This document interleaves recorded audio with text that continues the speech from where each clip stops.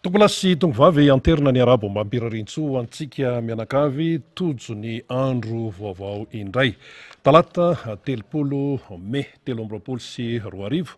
dia isaorantsika ilainary noho ny fitantanana sy ny fitahiny ka nahatonga antsika ahatratra izany andro vaovao izany. Arabaina ihany koa ianareo rehetra ny ampitan'ny ranomasinany manaraka ny fandarana satria midika izany fa zava-dehibe aminareo any ny fiainam-pirenena eto Madagasikara, ny fiainan'ny malagasy ary ny hoe hoavin'ity firenena ity samy mandinidinika izany daholo ny olona rehetra na ny eto an-toerana io na ny any ivelany any ka dia izay arabo ambam-pirarintso izay tsy misy anavahana fa ho antsika mianakavy mihitsy ary dia arabaina ihany koa isika nahavita soamatsara nandray ny fanahy masina avy amin'ilay nahary niatrika an'iny Pentecote 2024 sy 2025 iny. Fanahy avy amin'Andriamanitra no raisitsika ho an'ny mino moa zany mazava loatra ka dia izany fanahy avy amin'Andriamanitra zany ane mba hiasa ho antsika mianakavy mihitsy ka rehefa mifanahin'Andriamanitra no miasa mazava loatra fa tsara vokatra mandeha makany amin'ny lalana tokony ho izy izay hiasany izany fanahy izany ka izay ny tena zava-dehibe. Ka raha ohatra zany hoe nanao ny tsy nety tany aloha tsy manaraka ny lalana tokony ale tsy manaja ny tokony ajaina dia vokatra izay fiasany izay fanahy zay dia hiova makany amin'ny tsara ny zavatra tsy nety sy ny ohatran'izay. Ka ino moa zany tsy maintsy mitenena satria zava-dehibe tamin'ny fiainantsika mianakavy indrindrandrindra ho an'ny kristianina ny Pentecote dia samy mirary fombiazana ho an'ny rehetra zany araka ilay teny teo hoe mba hiasany ilay fanahy avy amin'Andriamanitra. Misy fanahy hafa fa le fanahy hafa tsy avy amin'ilay nahary iny fa zavatra hafany mihitsy dia hafa ihany koa ny vokany ka rehefa hiasan'ilay fanahy ianao zany tsy avy amin'ilay nahary dia mibrioka any amin'tsy izy ary mitondra fampitehana ao anatin'ny fiarahamonina fa raha ny fanahin'Andriamanitra kosa dia mitonga ho any amin'ny tsara sy mitondra any amin'ny fahombiazana sy ny fifankatiavana izany. Zay ny momba an'iny. Fa isika moa zany amin'ity indray mitoraka ity dia anaraka famakafakana maro samihafa toy ny mahazatra eo ihany koa ny fitondrana ny vaovao izay misongadina tao anatin'ny 720 ora, tao anatin'ny 720 ora, tao anatin'ny 270 ora satria lavalava ihany ny fotoana izay niatrehantsika tamin'iny faran'ny herinandro iny dia ny raharaham-pirenena moa zany maro no zavatra nitranga atao dia hoezahantsika azavaina ny izay afaka azavaintsika mba hahatonga antsika zany tsy tompotrano amin'ny fiainantsika.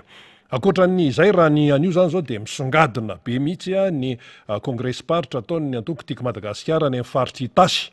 lasany daholo ny ekipa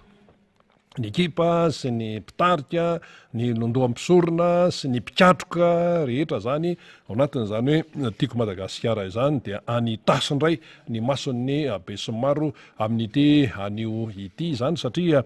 zany congrès paritra izany dia manana ny lanjany zany amin'ny hoe fiainan'ny antoko amin'ny fiainam-piarahamonina amin'ny fiainan'ny firenena ary efa maro ny niatrika an'izay congrès paritra izay raha ny hoe antoko tiako Madagasikara, ny antoko tiako Madagasikara tsy hevina ihany fa tia fanoherana izy.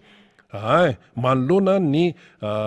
fiainan'ny firenena dia manohatra ny antoko tiako Madagasikara ary izany antoko izany mazava loatra tarihan'ny filoham-panorona ny président Marc Ravalomanana manana ny foto-kevitra mazava tsara ary atoko ihany koa izay efa nisedra zavatra maro ary zany fisedrana zany vao maika mampamafiorina any aty antoko tiako Madagasikara ity ary betsaka no miteny tena hafa ihany le tiako Madagasikara amin'izay hoe fiainam-pirenena zany tsy resaka hoe fantokafa zany tsy resaka hoe fanaovana resabe zany fa zay no marina rehefa marina dia marina zany amin'ny fiatrehana an'izay hoe raharaham-pirenena izay ka namana moa zany namana faniry Razafy Manantany lasany ny député marobe lasany ny mpikatroka marobe lasa ny tasy dia any daholo ny akamarony ny ekipa izany ary izy ireo dia hiditra matetitetika eo atao anatin'ny fandarana miara-manonja afahantsika miaina ihany keo ny zavatra amseho zany any amin'iny faritry tasy iny izay anatanterahana ny congrès partre ny tiako Madagasikara. Ny tena misongadana moa zany dia ty le hoe fiatrehana ny fifidianana ity. Miatrika ny fifidianana président ny republika amin'ity taona 2024 ity. Zay zao ny ao an-tsain'ny olona fifidianana ihany, fifidianana trany. Zay mifotokevitra. Fa fifidianana izay tsy maintsy atao anatin'ny fanarahana ny lalàna sy ny hoe fahamarinana, anjakany ny fahamarinana izany fifidianana zany. Zany no tadiavin'ny malagasy fa tsy misy mitady eo hoe fifidianana hoe tononona fotsiny hoe fifidianana kanefa saritsary-pifidianana na hoe fisehosehoana fotsiny anjakany ny tsy fahamarinana tsy hany mihitsy fa hoe fifidianana izay anjakany izay fahamarinana izay. Hatreto aloha raha ny hoe ny andraikitry ny olom-pirenena dia izay le hoe fisoratana anarana any anatin'ny lisy-pifidianana izay any amin'ny fokotany no ale androany zao 30 Mai. Teto nanentana foana isaky mandeha ny miara-manonja, mandeha ny any anaty vaovao ny MBS, ny vaovao ny radio Madany, mandeha ny kabary, naiza na amin'ny congrès io, na amin'ny fionana io, na amin'ny fivoriana tsotra io, na inona dia tato anatin'ny fotoana efa maromaro zay dia nandeha ny fanentanana atao zany amin'ny hoe ilaina ny maha ao anatin'ny lisy-pifidianana ny olom-pirenena izay mananjo ifidy. Rehefa tsy ao dia naman'ny any ivelany zany, tsy afaka manao ininona. Zay zany naverina foana, tsy afaka manao ininona satria na imenimenina eo ary ianao sarotra ny fiainana zao hoe tena mahandry, tena fadiran'ovana ahoana ihany ty fiainantsika ty. Io ao efa eo apotomoto eo ny fifidianana afahana manova an'izany. Afahana manova an'izany, zay ihany no afahana manova an'izany hoe fahantrana sy ny rehetrarehetra izany zany fahasairana zany ary io tsy vitan'ny tanisa fotsiny. Hoe tena sahira an'izay, tsy mianatra ny zanakay, tena mitaintaindava amin'ny alina, tena tsy matory mihitsy, sy ny sisa. Efa fantatra daholo zany. Efa fantatra zany, ao an'ity jiramaty zany efa film efa nandeha. Efa fantatra daholo zany raha atao anatiny ity régime ity. Tsy misy zava-baovao raha miresakitsika hoe fahorian'ny malagasy tompoko. Tsy misy zava-baovao fa efa iainana tramina zaza kely 5 taona dia efa mahatsapa hoe tena mafy zany fiainana zany. Matoy izy mitomany foana nona izy na izy lena, na izy lany parasy, na izy maloto dia tsy mahazo aina fa ao anatiny zay fahasairana zay hatramina zazakely 5 taona 4 taona hatramin'ny olon-dehibe mitaraina amin'izao fotoana izao. Ka ahoana no analana n'ilay fitarainana? Tsy misy afa-tsy ny fifidianana ihany. Ametrahana ny olona izay mendrika hitatana an'ity Madagasikara ity fa tena tsy sahaza malagasy tompoko izao fahatrany zao. Tena hoe mizaka fahoriana ny malagasy. Tena sahirana. Ary zay mahatonga an'ilay fitenenana hoe leo, tofoka, tena tsy teherika intsony mihitsy hoe fa maninona ity Madagasikara ity no tahaka an'izao ny toerana misy azy. Ary raha tena hitsina ny resaka dia tena potehana mihitsy n'ilay malagasy. Le fampitehana tena fampitehana maro lafy. Zay. Tsy hoe mamerina ny hoe efa iainana akory, fa tiana amafisana fotsiny hoe mba hahatonga saina zany antsika menakavy ny fampitehana neto amin'ity firenena ity efa mangitsokitsoka mihitsy. Tsy hoe fampitehan'ny toe-karena hoe sosialy fotsiny, fa hatramin'ny fampitehan'ny toe-tsaina, fampitehan'ny kolotsaina, fampitehan'ny maizy azy ny firenena malagasy dia izy daholo zany rehetrarehetra zany. Le fampitehana mantsy misy ny zavatra hita mivantana. Ohatra hoe reny fananam-bahoaka reny zao dia hoe potika ny zaridaina ohatra. Potika ny lalana ohatra, lalam-pirenena. Fananam-bahoaka daholo reny zany le hita mivantana. Fa misy ny fampitehana tsy hita mivantana, fa fampitehana izay akolaka potika lizy fa tsy hitanao a mivantana, ohatra hoe fampitehan'ny toe-tsaina nefa hita ihany ny vokany no hitantsika ny fampitehan'ny toe-tsaina, fampitehan'ny fanabeazana, fampitehan'ny kolotsaina, fampitehan'ny zavatra zay a mampiavaka ny malagasy reny koa zany a ao anatiny reny ny tena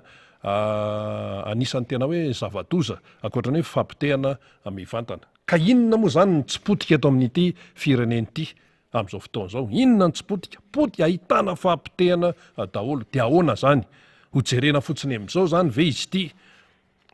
Sa hoe tsy manino io fa ho iteo ihany, ka raha vao manana an'izay toe-tsaina zay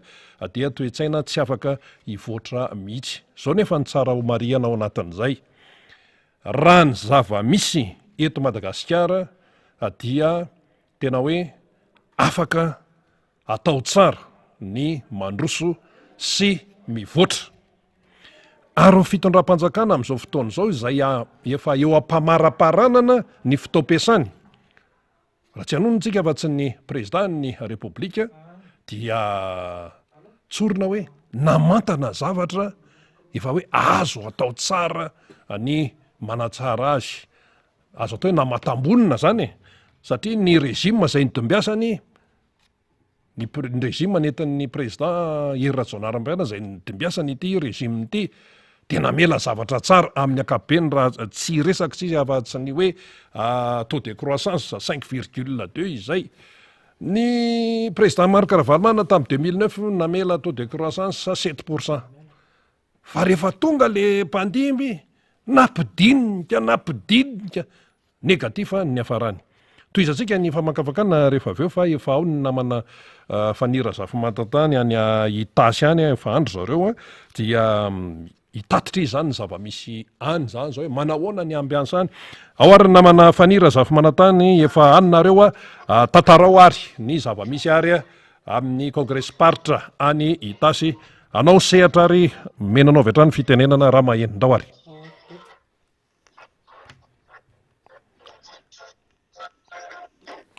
Mbola misy tsy lavorary ny fifandraisana ohatra ny misy tsakoahana kely any ambadibadika any dia atsaraina le izy eny ary efa hoanao namana fanirindao ary menanao sehatra. Maheno tsara zay vao mety ilay fifandraisana menanao avy hatrany fitenenana ary fefa liana ny mpanaraka amin'ny miara-manonja. Miaraba ny meny fandarina miara-manonja amin'izao maraina ny talata fa 30 volana May 2024 izao ho an'ny mpanaraka izay eto Tanindrazana sy any ampita-dranomasina. Miaraba ihany koa ny namana Rina Rabemananjara, ny namana Faly Ramananarivo izay mampifandray antsika amin'ny lafiny teknika. Ireo rehetrarehetra izay mpiara-miasa antsika amin'izao maraina izao dia arabaina avokoa. Aty Nalavory no misy anay Rina Rabemananjara, Faly eo antsika mpanaraka ny fandarana miara-manonja amin'izao maraina ny talata fa 30 ny volana May 2024 izao. Rehefa avy tany Avaradrano manko tery amin'ny commune Anosy Avaratra tamin'ny Kianambe ny antokotiko Madagasikara tamin'ny farany herinandro teo, izany hoe ny sabotsy fa 17 ny volana May dia manatotosa ny congrès faritra ho an'ny antokotiko Madagasikara. Faritra Itasy indray amin'izao fotoana izao ny antoko Tima izay ahitana district telo izany faritra Itasy izany ka Soavinandriana,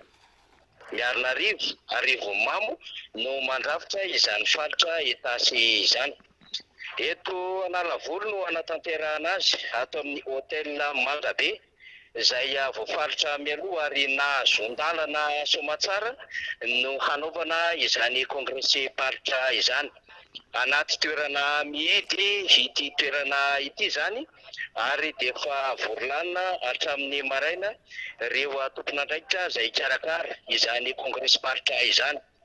Efa ety toerana ihany koa ireo solitena avy amin'ny district telo izay mandrafitra ny faritra Itasy.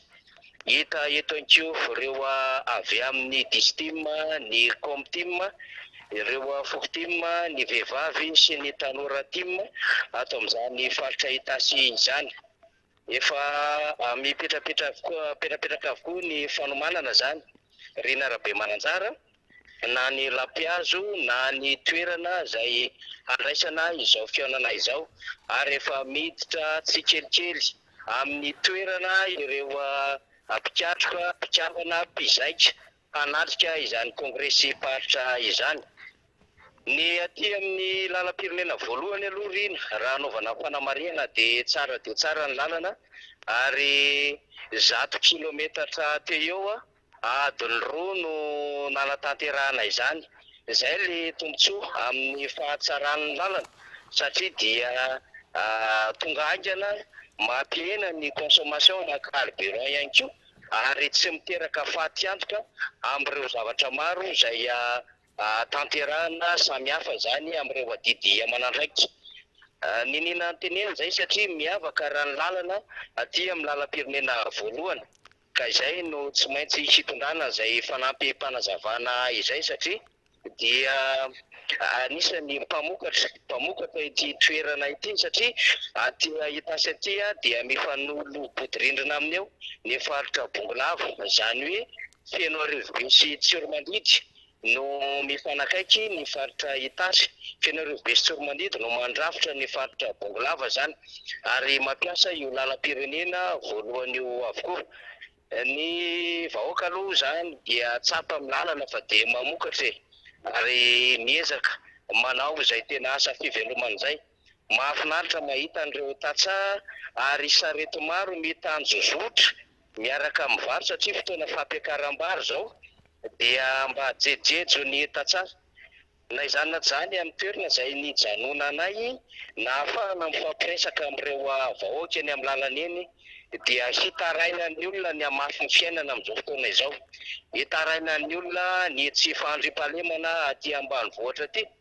hitaraina ny olona ihany koa ny tsy fitsinasa,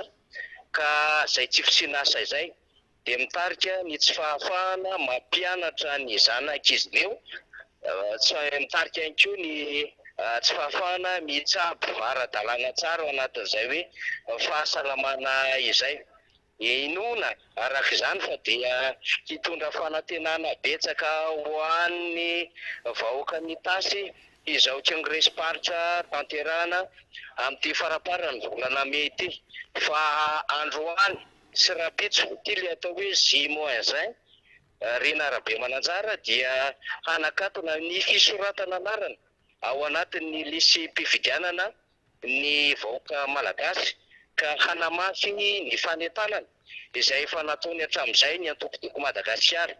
Ho an'ny fandaminana moa zany dia ho avy aty toerana ny filoha Marc Ravalomanana hanatrika izay kongresy paritra ny antoko-tiko Madagasikara izay.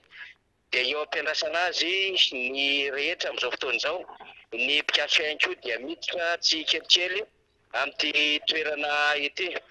Misy mpitandro filaminana tafiditra ato anatin'izany toerana izany, somary gaga sy mahavariana mahatalanjona ihany aloha zany ny ahitana an'ireto zandary ireto miditra ato anatin'ny faritry ny toerana izay nazona lalana. Betsaka moa fanazavana ny amin'ny hoe misy faritra, satria dia toerana kalamanjana ihany koa ao ambadika ao zany, fa saingy mifefy dia mifefy ny famarotana ny hoe akalamanjana eto manahirana, hoe inona ny akalamanjana ny fitondram-panjakana, inona ny akalamanjana, fa dia voafefy ara-dalàna. Ary raha zao paozin'ny toerana anaovana kongresy izao dia tsy misy ninona misy tokony atahorana na ho fiaoara-pefy na mety fivoahana amin'ny toerana na salam'izany, fa maraina aloha zany dia efa niatrana tamin'ny toerana hanaovana an'ity ety ireo zandary rehefa mifampiresaka tamin'ny solombavamboaka, ary tsy nitsahatra nikaroka izay fandaminana izay ny solomamboaka Fetra Ralamjafimbololona, ny solomamboaka Ramboasalama Emilien, ary ny solomamboaka Zery Randrembolaina,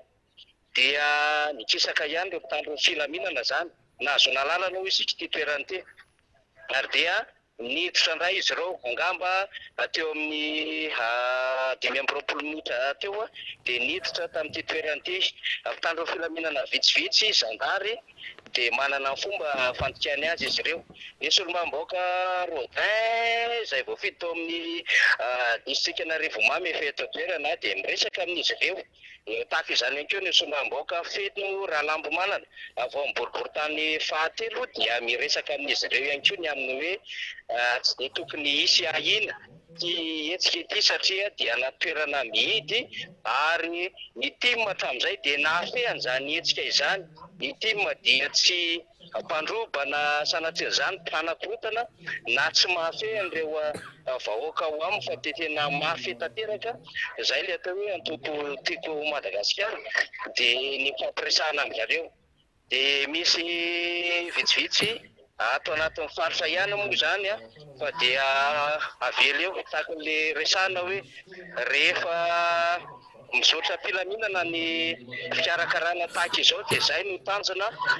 ho an'ny mpikarakara. Dia ny antoko tiako Madagasikara, ny délégation avy any Soavinandriana dia efa hita tamin'ny fahatongavana teo fa dia mavitrika tokoa izy ireo. Tahaka izay ny avy any Arivomamy miarina Arivo moa tompon tanàna satria ny atao hoe Analavory dia ato anaty ny district ny miarina Arivo. Izay ny atao hoe Analavory zany. Izay aloha zany rena fa dia mbola ato anaty fanomanana amin'izao fotoana izao ny tompon'andraikitra rehetra andray ny fahatongava ny Filomar Karavalomanina ny fahatongavan'ireo tompon'andraikitra izay mitantana ihany koa ny antoko ary solombavam-baoaka avy amin'ny antoko tiako Madagasikara moa zany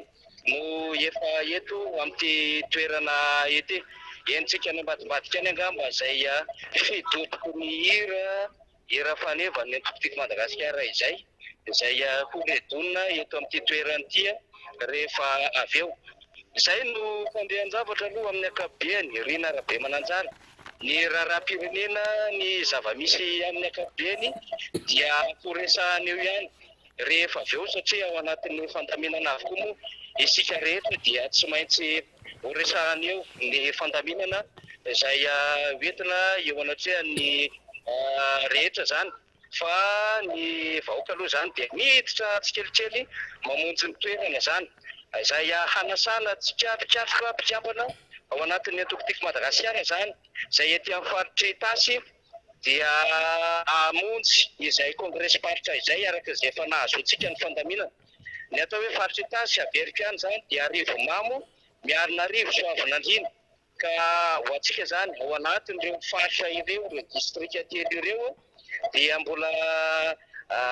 ao anatin'ny fotoana tsara izay ahafahana mamaky izany antso fanotronana ny congrès paritra izany tsika raha mbola afaka mamonjy toerana hôtel Mangabe. Efa mila mindamo moa tsika ny fanomanana Rina fahatongavan'ny posy ireo délégation zany no andrasany eto dia ireo délégation indrindra avy any amin'ireo district. Izay no azo lazaina mikasika ny zava-misy aty an-toerana. Mbola te hiresaka raharaham-pirenena maro dia maro Rina fa ny vaovao lehibe aloha zany dia ny feonam-be tena avaradano ihany koa tao Anosy Avaratra dia tsy mahasosotra ny tao Anosy Avaratra ny feonana zany fa eto akaiky eto satria dia anisany efa tonga voalohany taty toerana ihany koa nisy olombamboaka Rina Remolaina miaraka amin'ny olombamboaka namana fa ataontsika angamba hoe tsy tara raha ohatra ka hisaotra ny vahoaka navaratra avy ihany nisy olombamboaka Rina Remolaina izay eto akaiky eto amin'izao fotoana izao izay hitondra izay fisaorana ho antsika izay ary itony ihany koa izay mety ho fahitana ho an'ny fandaminana ety Analavory deputé Rina Remolaina fahavitana avaratrany zava-dehibe tamin'ny sabotsy teo feno fahombiazana fa manakambara ihany koa ianao ny amin'ny zava-misy aty Tasy. Ya falite miaraba ny olona rehetra ihany koa izay manjoy izao mpandarana miara-mamonjy zao ny tena koa Rina Remolaina solombavam-bahoaka voafidy tao Avaradrano. Lata tokoa zany namana faniry fa anisan'ny nafinaritra ary naomby ny fionana izay natao teny amin'ny district Avaradrano. Io moa tsara marina fa hoe fionam-be ny distrika Navaradrano atao anatin'ny atokotiko Madagasikara dia maneho izay fisaorana ho an'ny vahoaka Navaradrano sy ireo ekipa rehetra indrindra ny atraty amin'ny président Ravalomanana izay tonga namem-boninahitra fotoana, eo ihany koa ny bureau politika sy ireo olo manan-kaja maro izay niaraka tamin'ny solombavam-bahoaka rehetrarehetra izay fisaorana manokana ihany koa ny atao fanatevenana ny tao anatin'ny groupe parlementaire toko Madagasikara izay. Eo ihany koa ianareo komtima sy foktima manerana distrika enina ambin'ny folo commune enina ambin'ny folo amin'ny distrika Navaradrano izay anaovana fisaorana manokana indrindra ihany koa ireo ekipa maro be izay atao hoe malala-tanana ny mpanandro, ny mifandimby, ny mpametanana indrindrandrindra tamin'ny fanatontosana ny fiaonan'be dia ialana tsiny moa fa raha tena tokony izy dia tena hoe omaly alatsinainy no niakatra plateau tena kanefa noho ny hoe alainy compte foty dia tsy nisy izay fandarana miara-manondro izay fa kosa dia manararoatra tamin'ny tena ity manao izay fisaorana izay ny tenako dia eo ihany koa ny atao hoe amin'atsinainy izay hitonana manokana satria maro ireo ekipa Navaradrano hoe isaka alatsinainy tena hoe tsy miala ambodin-radio nareo tena fisaorana nareo be rehefa tonga député nareo ny manao ny mpandarana dia tsy miala eo nareo ny alatsinainy manontolo fisaorana antsika rehetrarehetra fa mbola isy moa ny amin'ny alatsinainy hitonana izay fisaorana izay ho antsika izay tsy maheno fa ny amin'ny androany dia tena makasitraka makatolona tamin'izay atao hoe fanaovana izay fiona be tao amin'ny distrika Navaradrano izay. Ny tena koa tamin'ny tena ity dia azo lazaina hoe niala vao makana tany tanàna nanatevin-dahana ihany koa ny namana mpiara-mitolona sy ireo ekipa rehetra izay hanao ny congrès party ty amin'ny faritra Itasy. Dia araka ny fanambarany namana rehetrarehetra koa ny namana faniditra moa izany fa dia manomboka miditra amin'izao fotoana izao ary tsara manambara fa nahazo alalana madidio zany ny nanaovana ity congrès ity ka ho antsika izay mahita deo dia manentana hatrany fa ampilaminana ary tiana manamarika fa ny atokotoko Madagasikara dia tsy hitonga fanakorotana zany rehefa manao ny torohetsika tsony fa tena ampilaminana ary indrindrandrindra tena hoe ho an'ny Madagasikara sy ho fanentanana ihany koa ireo olo-pirenena rehetrarehetra indrindra ao anatin'ny tena hoe famaranana ny fisoratana anarana anatin'ny spividianatsika tena hoe manentana nareo ihany koa fisoratra anarana anatin'ny spividianana fa hatramin'ny faraka amin'ny telopolo volana May izao izay hoe mirapitso raha takapitso izay tsy tadidiko fa zalana tsiny ny rapitso no famaranana izy manentana antsika izany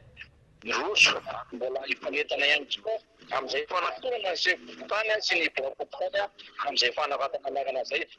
zay amaloha namana faniry ny atao hoe fandraisam-pitenenako fa mbola anatin'ny fanomanana antsika makarana fanampianana an'ireo ekipa moa tena fa dia miona ihany tsika amin'ny herinandro fa dia makatsitraka makatelona ary misaotra antsika manjoy sy ny hainy tena koa dia mirahasoto sahontany Andriamanitra botsika mianakavy. Zay zany no fanazakevitra avy amin'ny député Géry Nandremolainy. Nararoatra nisaotra ny vahoaka Navaradrano tamin'ny faran'ny herinandro teo fa manao fanentanana ihany koa eto amin'ity toerana zany. Eto amin'ity toerana ity zany hoe Analavory hôtel Mangabe no anaovana ny fihaonana amin'izao congrès party ny team Itasy izao. Efa metonga ho tsika ny olona ary izay fahatongavan'ny olona izay dia fahavononana hiatrika ny congrès party izay ho tanterahana eto Analavory. Zay aloha zany rina no azo ampitaina rehefa avy eo dia ito ihany marobe raha ny vaovao aloha rina ho an'ny raharaham-pirenena fa io moa zany arak'le hoe fitsinjaran'ny adidy aman'andraikitra sy ny faneho-kevitra dia efa misy zavatra maro no maly ny rena ihany amin'izao fandaminana ny fandarantsika izao. Iverina hiditra eo rina rehefa avy eo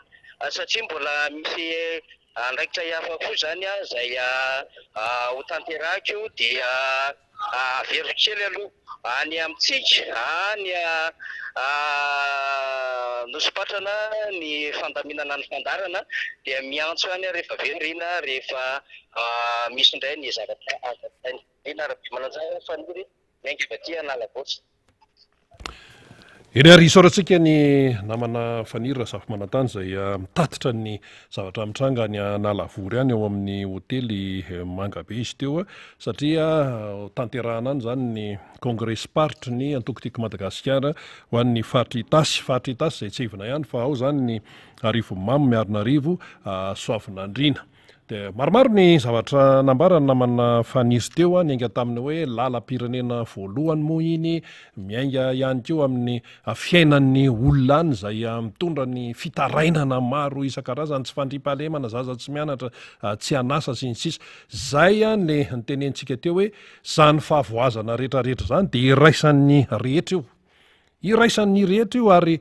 amafisan'ny taremarika fa ho an'ny eto Madagasikara tsy misy tsony ny sokajin'olona tontoniny na lay atsotsika hoe classe moyenne. Io zany tsy jerena tsony hoe aty an-tanan-dehibe na ny any tontolo ambanivohitra fa de efa nataony ny sehatra raisam-pirenena kofroka ao anatin'ilay 70 isanjato miaina any ambany ny fahantrana izay le hoe tsy fisiany sehatra tontonina ny classe moyenne zay ho an'eto Madagasikara. Tsy misy tsony io fa tonga de hoe mantra ny 70 isanjato mahery ary manakatao ny 10 isanjato. Hafa kely ny eto Madagasikara. Hafa kely satria nen'ny olona zany, nen'ny firenena maro maneran-tany, ny akamarony de ny hoe ao ny manakatao de eo ny atontoniny amin'ny farim-piainana. Inona moa zany ty le hoe atontoniny ty? Ny atao hoe atontoniny tsy hoe manan-karembe fa miaina amin'ny maha-olona aloha. Misy zay zavatra ilaina amin'ny fiainana andavanandro. Tsy miresaka ny hoe manana fiara roa telo, manana village, tsy any, fa hoe manana toeram-ponenana, mianatra ny ankizy, ny fidiram-bola ao an-tokantrano, sahaza afaka hivelomana, na mety hoe tsy misy ara ny ambom-bava dia ny sakafo hoanina tena mahavelona tsara rehefa marary mba mahatsapy tena. Zany tompoko no atao hoe classe moyenne na hoe lay tokantrano atontoniny. Dia aty amin'le vatery zany hoe ny mahantra, zany hoe tsy mianatra ny ankizy, tsy afaka miatrika ny fiainana, ny raha misy ny sondro-bidim-piainana tsy afaka miatrika an'izany, zara raha misy vola miditra ao an-tokantrano, ny fananana ao an-trano indray no amidy, tsy afaka mitsabo tena intsony,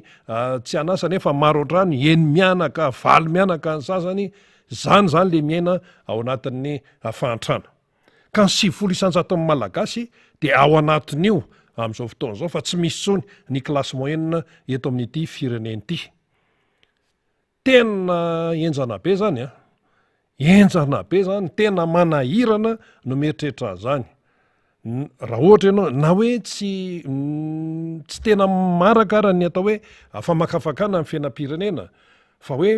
mandeha fotsiny amin'izao de mahatsapa an'izay, indrindra moa fa ireo mpahay toe-karena na ny ekonomista mahalala an'izany tsara. Izay toerana misy ny Madagasikara amin'izao fotoana zao. Ary io tsy tenitenenina fotsiny fa misy ny antsoina hoe masotsivana izay ahafahana mametraka n'ilay firenena sy ny mponina ao aminy hoe ity fireneny ity zany aty amin'ny hoe manakatao, ity fireneny ity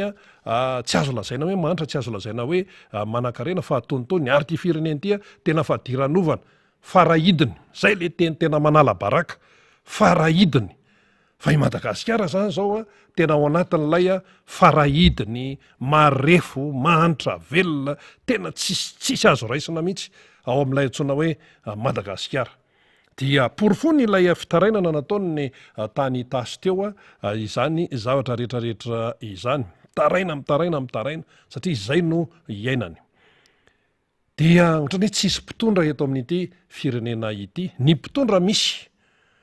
fa ny fanontaniana de hoe inona ara no ataony ilay mpitondra mandritra ny fotoana zay hipetrahany eo amin'ilay toerana. Misehoseho hoe tsy roa fotsiny ve milaza an'izao hoe tena mahavita kanefa inona ny vita eo. De rehefa hifarana zany ny fotoam-piasany ilay fitondrana izay mitondra na ilay rejima, tsy maintsy mifarana. Zay. Rehefa misy ny fanombohany dia tsy maintsy misy ny farany. zay le izy zay aloha zay le foto-kevitebe ary faritan'ny lalàna izay. Inona ny zava-misy amin'izao fotoana zao? Ny zava-misy a dia arakaraky ny mampanakaiky an'ilay fotoana hiafarany ny fotoam-piasany ny filoham-pirenena ankehitriny no isian'ny fikoropahana. Avaiza le fikoropahana tsy avaty amin'ny mpanohatra.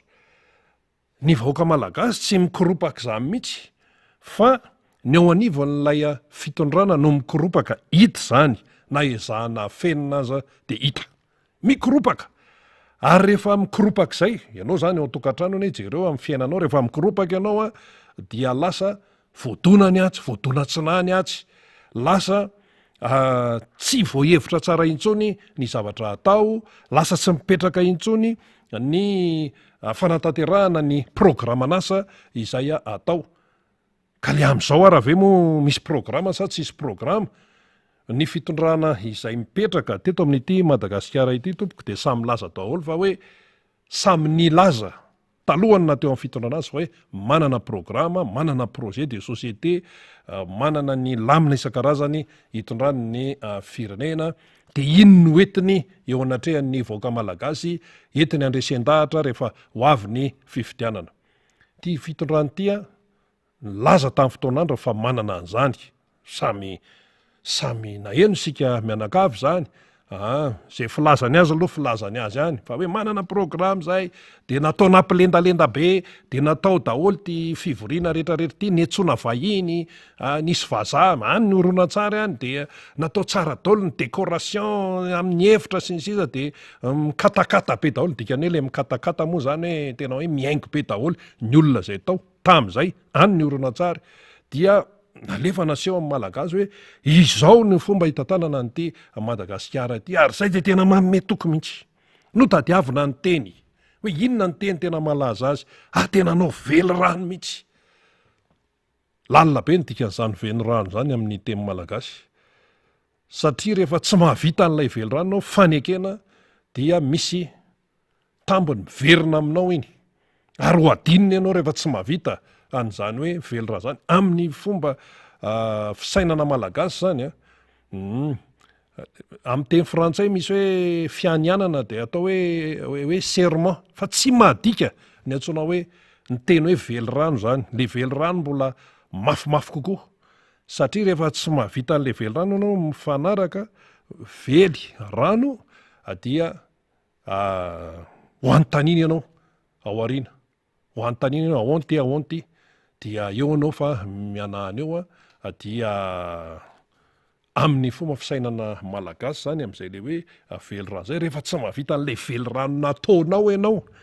na pahipasipasoka ianao na anamary teny ianao na hiteny ianao hoe na anilika ianao na ninona ilay nanika ianao anao an'le velo rano dia zava-dehibe ka rehefa tsy vitanao ilay velo rano amin'ny fomba fisainana malagasy dia miverina aminao ny fanontaniana ataon'le olona zay tokony nanateterahana n'ilay averinano ary voasazy zay le ao anatin'ilay fomba fisainana malagasy fa io tsy tenitenenina fotsiny de zay le hoe fantatry zay mampiasa azy ve ny dikan'ireny teny reny sy akon'ireny rehefa tsy vitany ilay izy zany ao aminatina fomba fisainana malagasy zany kolotsaina malagasy zany misy dikany daholo reny rehetrarehetra reny fa tsy tenitenenina fotsiny hoe akana ny fony ny vahoaka fa akaiky ny fifidianana zay reny natao tamin'ny 2018 na ny teny nampiasaina raha ny safidiana mihitsy no fidiana hoe inona ny teny izay mahasarika, inona ny teny entina ahafahana mandresy lahatra ny mpiarabelona satria hiatrika fifidianana. Ary rehefa akaiky ny fifidianana lasa ohatran'ny anjely daholo ty mpanao politika rehetrarehetra ty, lasa ohatran'ny anjely. Misy moa le hoe manao fitenin'anjely tsy hiditra lalina amin'iny fa tiana tenenina amin'izay de hoe lasa tsara fanahy daholo, lasa malemy paika daholo ny akamarony, lasa satria ninona ikendry an'ilay vaton'ilay malagasy satria akaiky ny fifidianana. Reo le tena le masika be tamin'ny tany aloloha tany, reo ilay tena hoe misehoseho sy hoe tena hoe zay ny tompo amin'ny fahefana, zay nyzao lasa manampitamby. Ho avy ananina fa isy tombola zao fanabeazana amin'ny alalan'ny kisendrasendra, fanabeazana amin'ny alalan'ny kitsapatsapa zany no menany malagasy zany resaka tombola zany na zany raha tsy teny gasy zany. Fa nga izy ity zany tsy maintsy atao teny frantsay na teny vahiny zay zavatra tiana ampitaina.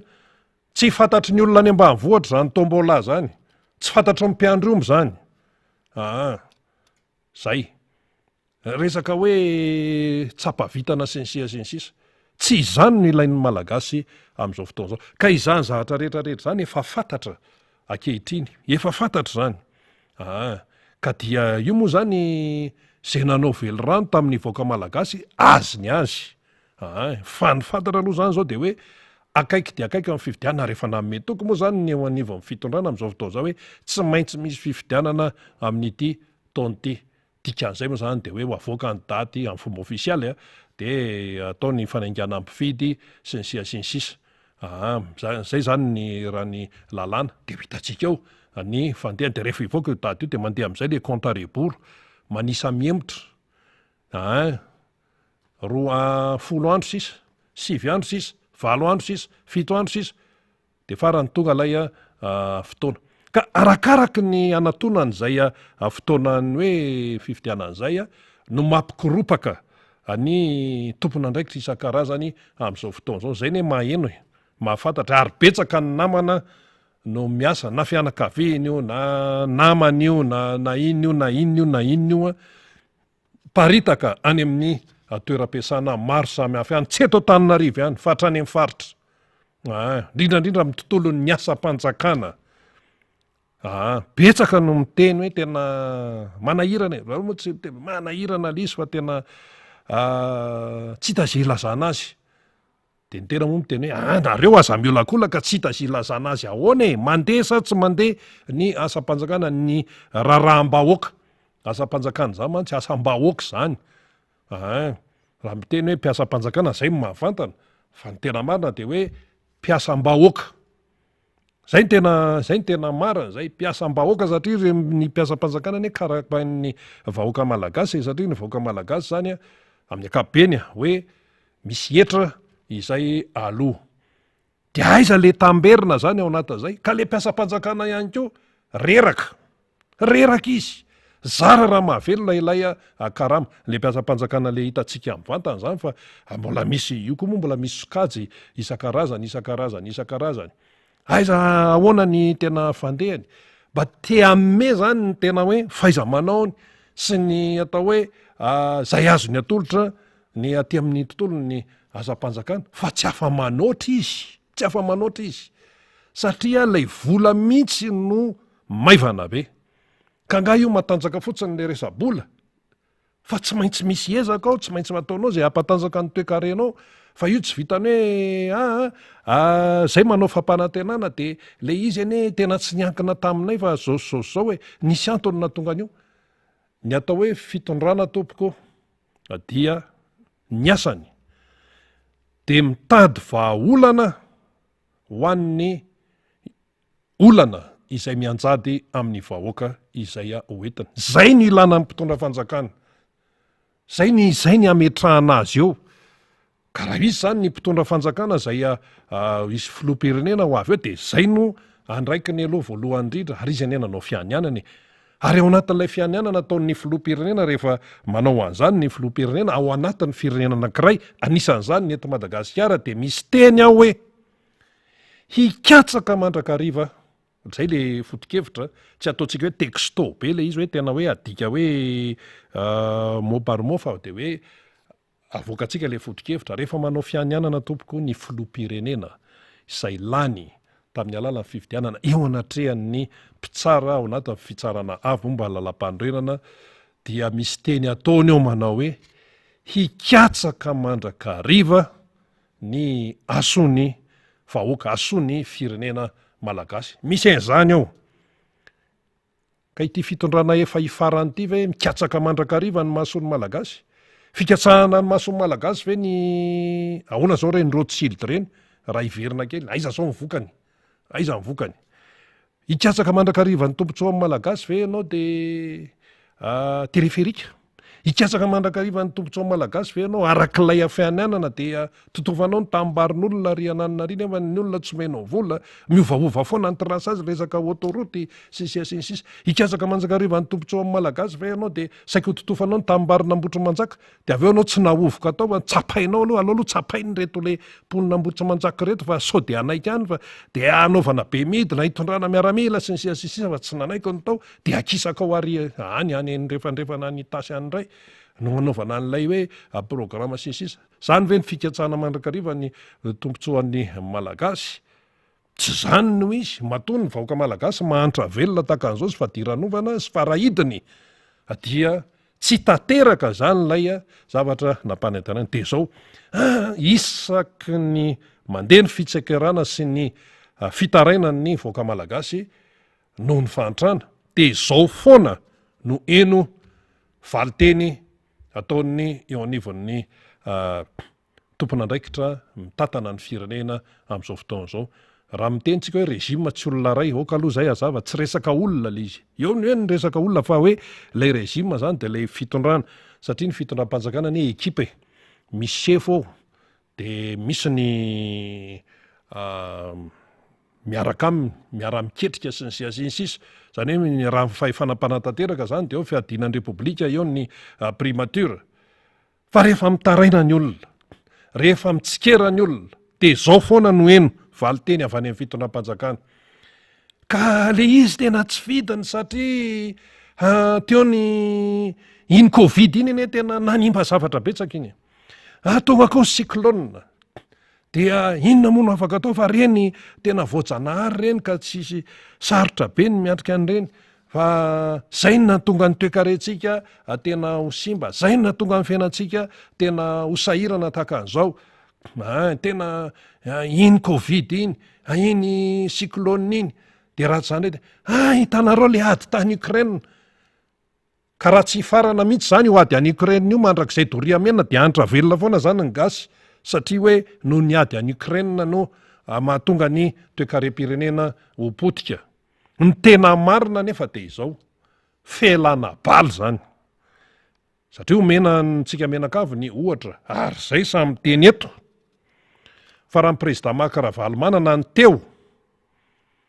tsandrenesapeo an'izany hoe vokatry ny ady tany Ukraine vokatry ny covid vokatry ny cyclone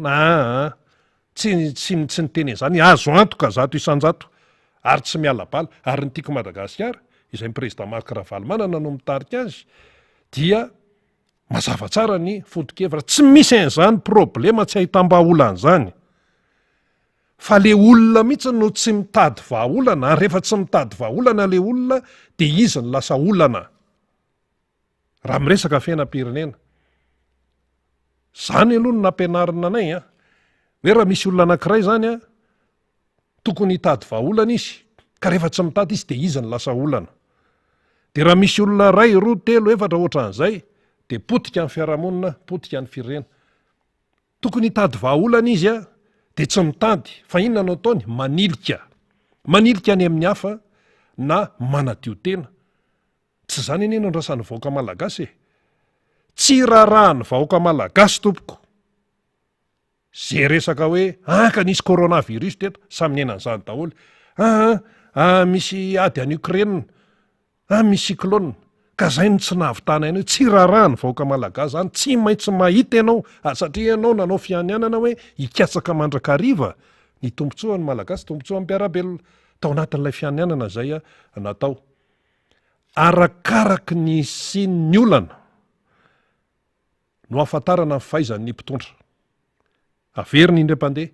arakaraky ny siny ny olana no ahitana ny fahaizan'ny mpitondra eo amin'ilay firenena rehefa voavahan'ilay mpitondra iny de zay izy natao hoe mahay fa tsy hoe misy olana ity de ailika any amin'ny mpanohatra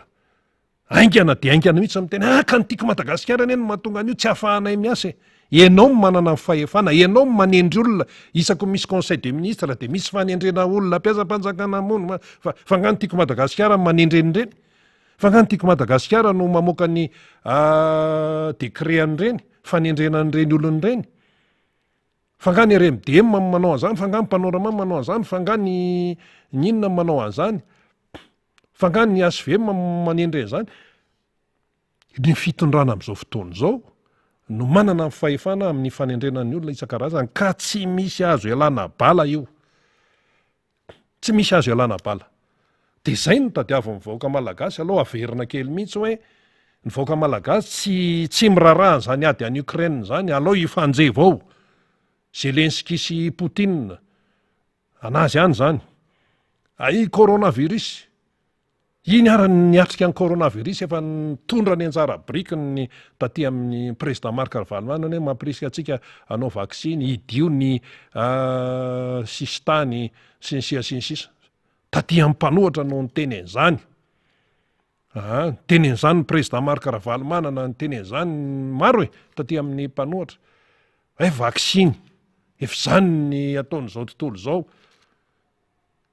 Ny mpitondra fanjakana teto amintsika no niteny ireo mpanohatra ireo nataontsika vaksiny voalohany na maivana izy ary no rabirabiana ny taty amin'ny mpanohatra niteny an'izany. Zao aisa. Zao aisa. Taoko tito mandeha ny fanentanana ny ataony mila manao vaksiny sy aroako tsika tsy hanina fa io coronavirus io mbola misy io. Ka zay no tiana tenenina hoe akaiky zany zao le fitaom-pifidianana, tsy maintsy isy ny fitaom-pifidianana na iza ny hodinao, fa zao aloha misy ny tsy te hanao an'io fifidianana io, misy ny te hiala bala amin'io satria tsy mahatoky tena intsony, tsy mahatoky valeur dia atao daholo ty diversion rehetrarehetra ty sy any no entina hoe andrebirebena ny malagasy fa fifidianana tsy maintsy misy. Ary ny praiminisitra moa zany niteny an'iny tamin'izy le tao amin'ny Assemblée nationale mazava iny zany, ka dia samy naheno ny olona, ny président ny Assemblée nationale koa tamin'ny fotoam-panokarana fivorian'ny député efa niteny fifidianana ihany, lalam-panorenana ihany niarana naheno an'iny tsika dia efa mazava zay, tsara mihitsy ny tenenana an'izay, ary engagement zay ary fatoran'ny olona miteny zay niteneniny ndrehetra zay miteny zavatra hoe zany teneny zao dia fatoran'ny olona amin'iny ianao. Ka ny tiana mafisana dia ity hoe ny mpitondra fanjakana rehefa eo amin'le toerana izy ny andrasan'ny vahoaka aminy dia ny hamany olana fa tsy hanilika any amin'ny hafa, tsy hanadio tena. Ny eto Madagasikara nefa zany ny zava-misy ny olana na izy mamaha olana ihany fa tipitop na tampon menimenina ny ato, menimenina ny ato, tsy dia fa mikoropaka, dia rehefa mikoropaka dia mandray fanapahan-kevitra iny tsefatsefana iny fa tsy manana paikady mazava tsara hatrany am-boalohany. Ianao anie rehefa mitondra firenena ohatra zany zao ty régime ty nandray ny fitondrana ataontsika hoe nanomboka 2019 vita fifidianana 2018 dia 2019 mandray ny fitondrana dia efa manana ny lalak'izorana dia hoe ty zany lalana aleha ka zay le hoe fahaizana mijery lavitra raha misy zany zavatra mety mitranga loza voatsanahary zany anga aposina ohatra ireo ny tany Turquie orohorontany tonga dia aman'alina amin'ny maty ao anatin'ny segondra mirodana daholo ny trano. Ka ianao nanao programa dia teny zany Erdogan hoe tena azafady fa tena tsy napozina kosa ka iny ene loza voatsanahary zaingana napo hoe aiza dia isy orohorontany be ohatran'iny. Any Japon tena be orohorontany mantsy. Tany Turquie efa nisy efa ela be tsisy manapo an'izany dia tsy naheno mihitsy ianao zany ny flot turc ny teny hoe raha ohatra ka misy fidinany ny atao hoe arkarena na ny hoe sahirana ny vahoaka turka dia hanilika amin'ny mpitondran'ny Turquie hoe vokatry le anina na tonga an'io vokatry le orohorontany tsy mitady midemerta satria ianao eo amin'ilay toerana ianao karamain'ny vahoaka. Karamain'ny vahoaka ianao eo mihinana ny atsembohan'ny vahoaka ianao eo. Ny olona ane matoa mana-karama zany ny mpitondra dia zao hoe miasa zany le olona le mponina le vahoaka zay hoentina miasa izy tsemboka izy miasa dia avy amin'iny vokatry ny atsembohany iny vokatry le volazony iny no anakaramana ny mpitondra. Dia sanatria ve zany mpitondra ao anatina firenena anankiray a vonina hitavana ny atsembohan'le vahoaka fotsiny zany ve tandremy tsara fa manahirana be zany a ka amin'ity indray mandeha ity zany efa kaiky ny fifidianana dia miverina ny amin'ilay vahoaka malagasy ny fahefana ka hoy isika teo hoe tsy mpitondra hoe anilika na nadio tena ny tadiavina na hideradera tena hoe za mafy be zany ohatran'izao za karateka za ohatran'izao tsy zany ny tadiavina malagasy fa ny amany olana ka rehefa tsy voavahanao le izy de aloha hiverina ny avoaka malagasy ny fahefana hifidianan'izay olona mendrika hipetraka eo amin'io toerana io efa ndray namana faniry razavy manantany a namana faly a eny ary ndao ary menanao ndray ny fitenenana manaona ny anytasy any ary ao amin'ny hotely Mangabe ao Nalavory ao mena namana faniry ny fitenenana eny ary de misaotra rena napiditra mivatana indray anay ato anatin'ity fandarana miara manonja ety efa metonga maro ny mpikatoka amin'izao fotoana izao eto amin'ny hotely Mangabe mahafinaritra ity toerana ity satria dia malalaka dia malalaka voafefy ny toerana efa eto ihany koa ny mpikarakara rehetra na eto atoerana na ho amin'ny bureau politika tarihan'ny Gery na Andriamasinoro sy ireo mpiara-miasa aminy dia efa eto atoerana amin'izao fotoana izao reo olom-boafidy ny atokotiko Madagasikara ihany koa na avy any Andrenivohitra dia tonga eto re Christian sy ireo mpiara-miasa aminy ny avy eo anivon'ny team mazokiny ihany koa alasana satria dia efa ao an-dalana oatra zareo fa anararosy sika rina satria hianja mpanetana dia mbola ao anatin'ny fanentanana izay sady fanamafisana an'ilay fahavitsehan'ny olona zany miaraka amin'izay hoe famompoazana amin'ny fitiavan-tandrazana satria tsika mahafantatra fa fanavoatam-pirenena izao ejoroana izao na zany misy poniny tasy eto akaitseto Ramose iza moa azafady misy aloha oleko retour izy Ramose ery avy eto Mianarivo Nalavory ndao horesana atsika Ramose ery mihaino atsika ny vahoaka malagasy eran'izao tontolo izao ny miara-manonja vatana MBS Radio Mada inona no mba fahatsapanao izao fiainana nalova Madagasikara izao raha toka izao amin'izao fiainana izay fantatsika fa mozamozatra izao ianareo aty tasy eto Nalavory miaina mahatsapa mahita izany ve nareo voloteny aloha dia miarahaba anareo nga ekipa ny miara-manonjy yes ny telo voalohany mbola tsisy angamba nandritsy ny 90 taona ny fahavoazan'ny Madagasikara raha jerena amin'ny ankehitriny nisy 20 taona tao amin'ny nitondran'ny Andriamatomarika Ravalomanana efa lehibe mpampianatra zay tamin'izany fa tena hitanay tena milamina ny vahoaka tena hitanay tsy nona ny vahoaka tena hitanay fa milamina any atsahany milamina be ny vahoaka zava-dehibe aminay ny fitondran'ny Marika Ravalomanana ary amin'izao fotoana izao zava-misy dia tena latsaka ambany be ny fiainan'ny vahoaka malagasy ary tena malahelo izay eto ary miandrandra ny Andriamatomarika Ravalomanana mihitsy averina amin'ny toerana mampinolo repoblika azy satria tamin'ny fotoana nitondrany dia very fanantenana izay aty ambanivohitra ary tena tsy nanany toetra an'izany fahantrana sy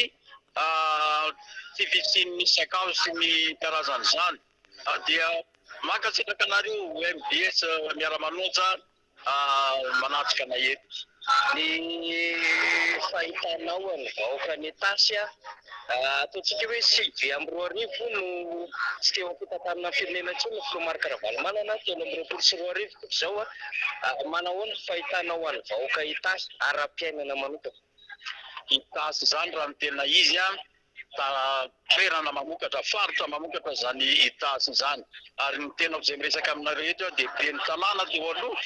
ary tena azo lazaina fa misitraka ny sakafo isan-karazany ny eto itasy ankehitriny dia miandrandra izay fiverenan'ny Marika Ravalomanana ho filoham-pirenena zay ny ponina atao amin'ny faritra itasy eny ary akasitraka indrindra amin'ny monsieur heritsika niaraka tamintsika tamin'ity marainy ity misy tanora eto akaiky eto Kevin eto akaiky eto Kevin sady ery miakatry tsy lavitra ery mifanolobody rindrina hoe tamintsika tena mpiandohana mifanakaiky eo nge tsiro mandidy sy bongolava sy tasy zay marimarina kokoa tonga eto amin'izao fotoana izao i Kevin say mifanakaiky amin'ny tasy miazakazaka mijoro ny tanora Kevin inona no maharesy lahatra anao ndirandrindra maniantso ny congrès party ny politique Madagasikara amin'ny androany ty faly miarabanao faliry ary miarabatsika ny radio télé mbotsy ny ekipa reto miaramanonja eto amin'ny fahafitasy zao ny ekipa rehetra dia mampatonga maro be ny vahoaka eto amin'ny commune Analavory ny mahatonga mandresy lahatra namo zany amin'izao atao hoe retenenana zao dia ny zavatra ilaina dia ny figerenana président Marc Ravalomanana satria dia matsapa fa tena ao anatin'ny fangifirina marina ny vahoaka amin'izao ary mijaly ka zany mahatonga anay tsy miravorafana fa dia mifanampy indrindra moa zany ho an'ny fahatsika azy dia misy natao hoe akaiky ary renirano anankiray ny mampisasaka ny district ny Soavinandriana sy ny district ny Tsoromandidy dia zay no mahatonga anay tonga maro eto anotrona ny congrès party izay atao eto Analavory eto raha ny tanàna tiako Madagasikara tanen'Andriamatoa Marc Ravalomanana dia anisany atao hoe manana ny tatapy mipetraka eto amin'ny district Soavinandriana zany président Marc Ravalomanana indrindra fa dia party tasy raha ite manokana ny manokana momba ny RN 43 dia tamin'ny andron'Andriamatoa Marc Ravalomanana mitondra ny vitsy zany RN 43 zany route nationale mamatoa Soavinandriana ka tonga makany avoaka makany Sambavany indrisy nefa ny ambotsika amin'ny teniteny zao dia raha malala zany lalana Analavory Soavinandriana zany fa dia lavadavaka ohatran'ireny mandeha tena amin'ny tena désirement reny mihitsy nefa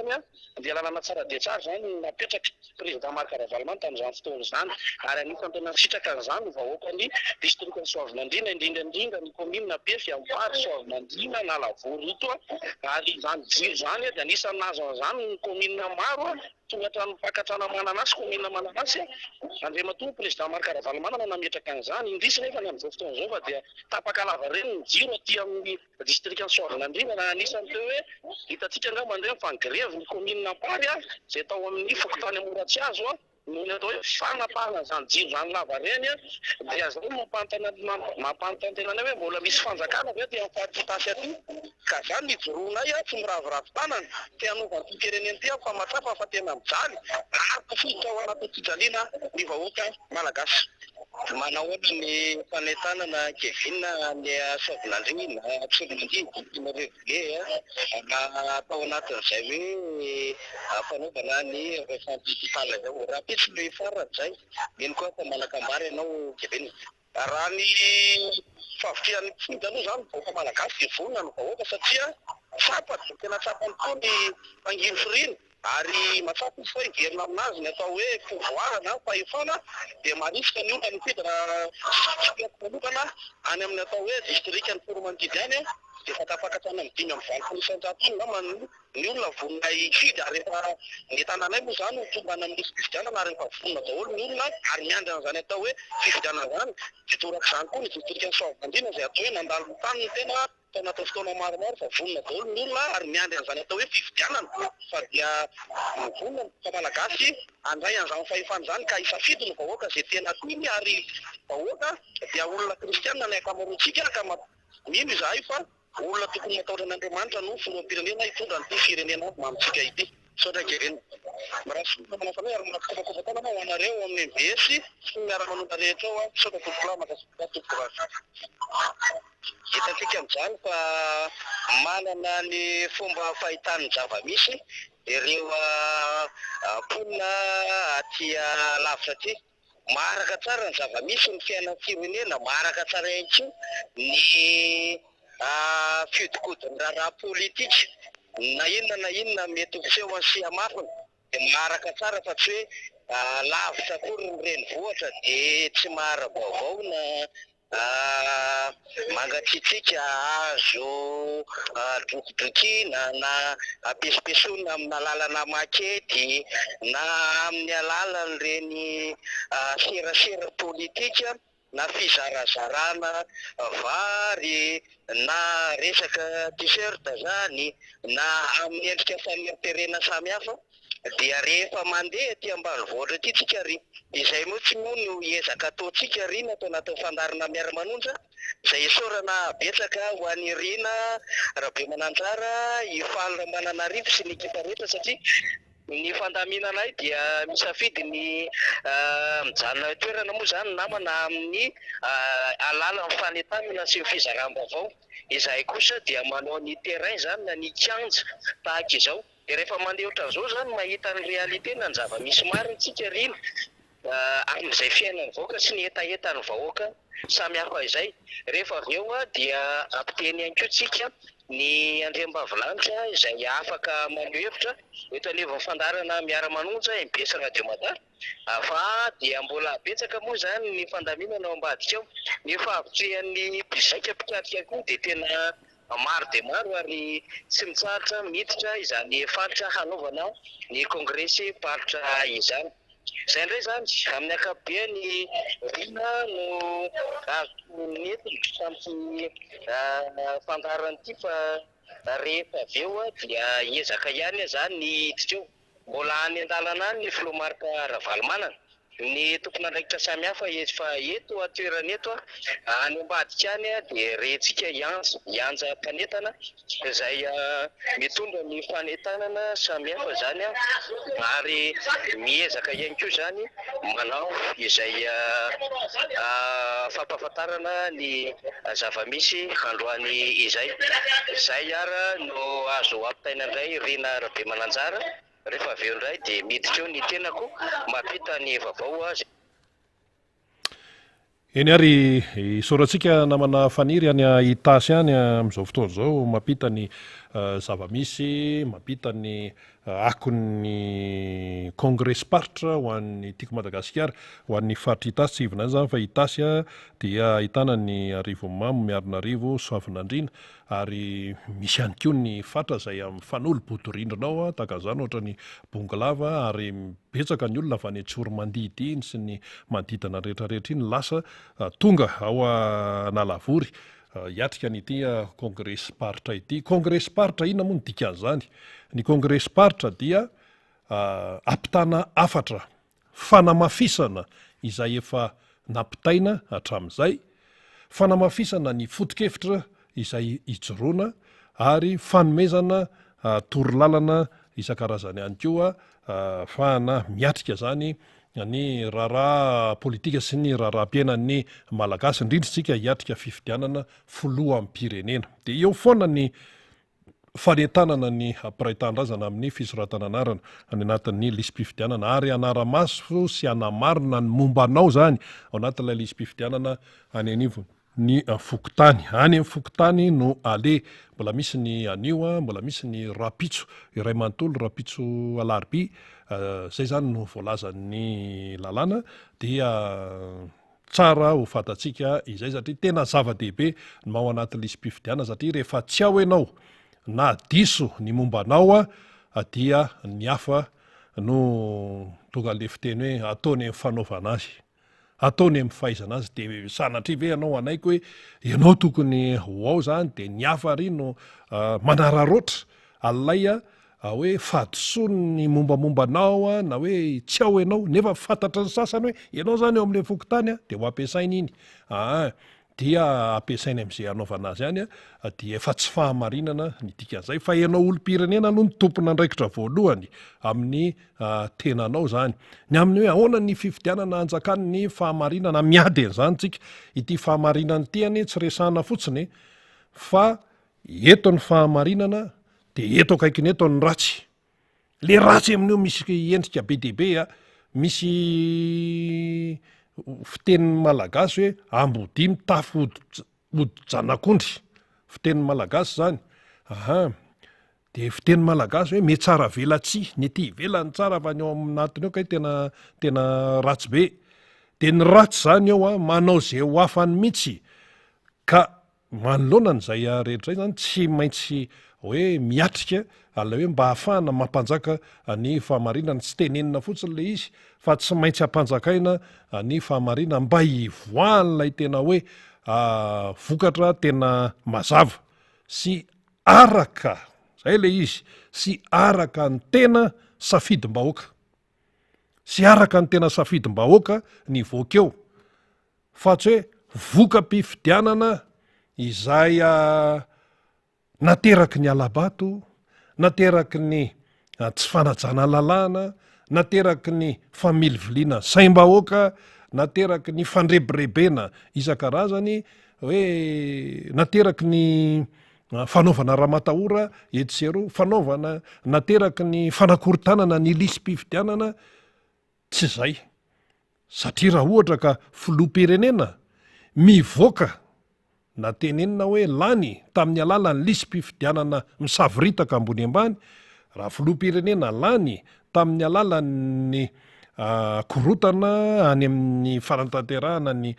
sehatra fanatanterahana fikarakarana ny fifidianana no mivoaka eo. Raha filoham-pirenena hoe lany tamin'ny alalany familiviliana saim-bahoaka no lany eo dia marina tena tsy misy ady hevitra ilay teneniny pastera zaka teny amin'ny kolizioma teny Antsonjombe no hoe fidin-dafo ny vokatry ny alabato. Ary tsy maro toerana, ty zany averina foana, raha filoham-pirenena lany tamin'ny alalan'ny alabato sy ny tsy fahamarinana amin'ny endriny maro no lany eo, de tsy ho maro toerana velively fa miodina satria tsy tena nahazo an'ilay fitokisana le confiance avy amin'ny vahoaka.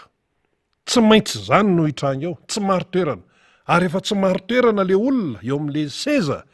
de mitsingilaila dominy ato de tsy manana ny maizy azy intsony fa ny hafa no mibaiko. Le hafa mibaiko io tsy hita mivantana.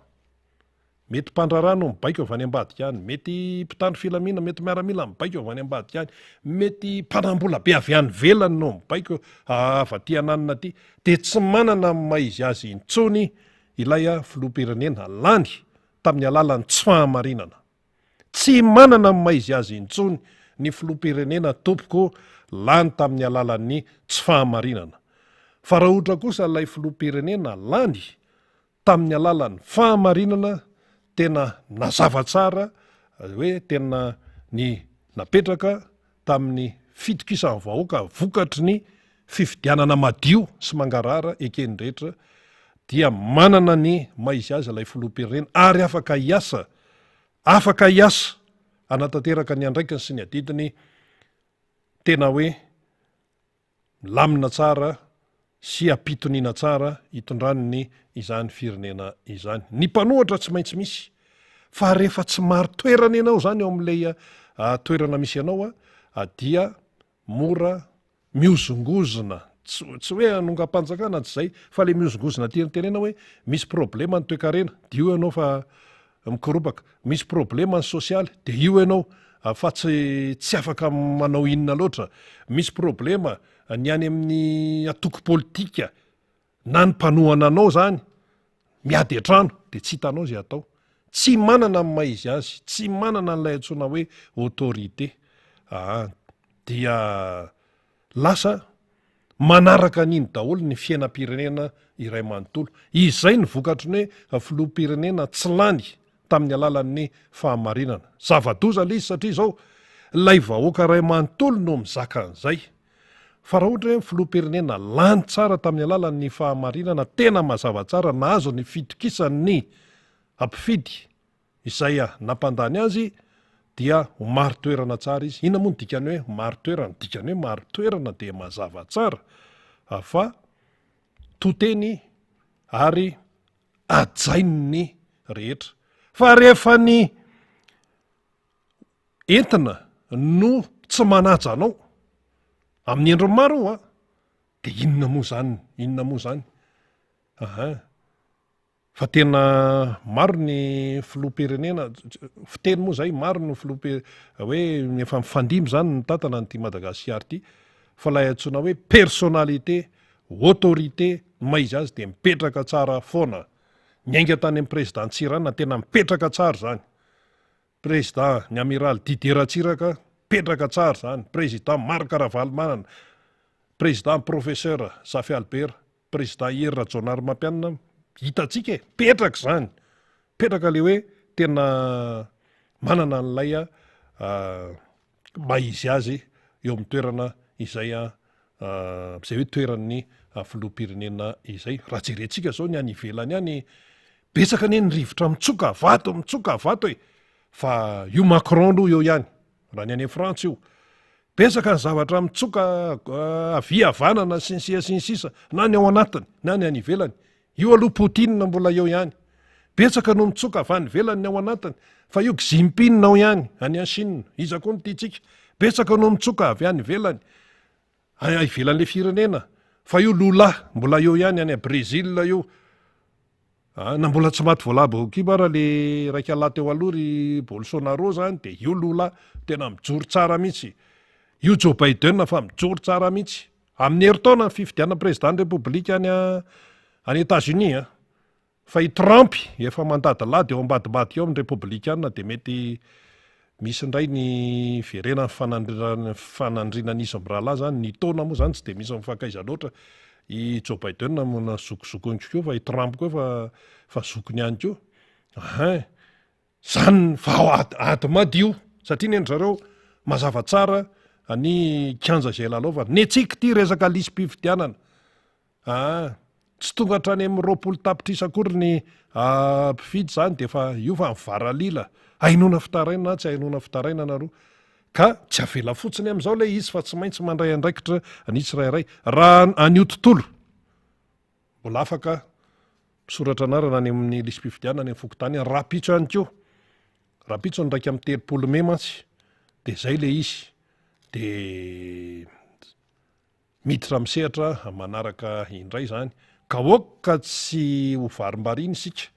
Zay le ataontsika hoe famezana azy. Oka tsika tsy ho varimbarina amin'ity resaka lisam-pifidianana ity, amin'ity resaka fikarakarana fifidianana ity, satria tena fanavotam-pirenena ity raharaha ity. De zao ary ny fanontaniana. Mbola ho zakan'ny malagasy ve ny fahantrana sy ny fijaliana mafimafy kokoa noho izao raha hoe hiatrika ny 5 taona manaraka? Mbola ho zakan'ny malagasy ve zany hoe hiatrika fahasairanana sy fahantrana ilanja azo fijaliana mafimafy kokoa noho izao amin'ny 5 taona manaraka? Eto zany tsika tsy miteny mihitsy tsika hoe ranona no lasa filoham-pirenena eo amin'ny 2024 mantsy zany efa janvier mihitsy de fa tokony filoham-pirenena voafidy no eo zany. Tsika tsy teny mihitsy hoe ianona sa ianona. Zay zany no tiatsika hambara aloha. Fa tenenitsika fotsiny amin'ny ankapobeny hoe mbola ho zakan'ilay malagasy ve ny fahasairanana sy ny fahantrana mafimafy kokoa noho izao. Raha ohatra ka tsy misy ny fandraisana andraikitra amin'ny fampanjakana ny fahamarinana ao anatin'ilay fifidianana. Fanontaniana tena mazava tsara zay. Raha mbola mafimafy kokoa noho izao ny délestage, zaka sa tsy zaka. Raha mbola mafimafy kokoa izao ny tsy fananana asa, zaka sa tsy zaka. Raha mbola mafimafy kokoa noho izao iainantsika isanandro zao, ny sondro-bidim-piainana anakory. Raha mbola memidina ihany ny lanjam-bola malagasy, manahoana? Raha mbola mafimafy kokoa noho izao iainana zao, ny tsy fandriam-pahalemana faobe eto amin'ity firenena ity, mbola zakan'ny malagasy ve zany? Zay tsy hiteny hoe zaka sa tsy zaka, fa fanontaniana mipetraka izay. Zao mantsy ny anton'izay fanontaniana zay isanandro zany ianao maheno fitarainana foana, mitaraina. De ny sasany moa efa mandrabiraby, le sasany le tsara fari-piainana mandrabiraby hoe le malagasy keo menomenina foana. Tsy sasatra menomenina, vao misy zahatra kely de menomenina, vao misy zahatra kely de menomenina. diso zay fanamariana zay. Ianao manakatao any, ianao no metimety tsara, ianao no misakafo normal any, de miteny an'izany ianao hoe le malagasy koa mimenimenina foana. Tsy maintsy mimenimenina izy satria miaina tsy araka ny tokony ho izy. Etsekaikiny etsy nefa misy olona tena miaina tena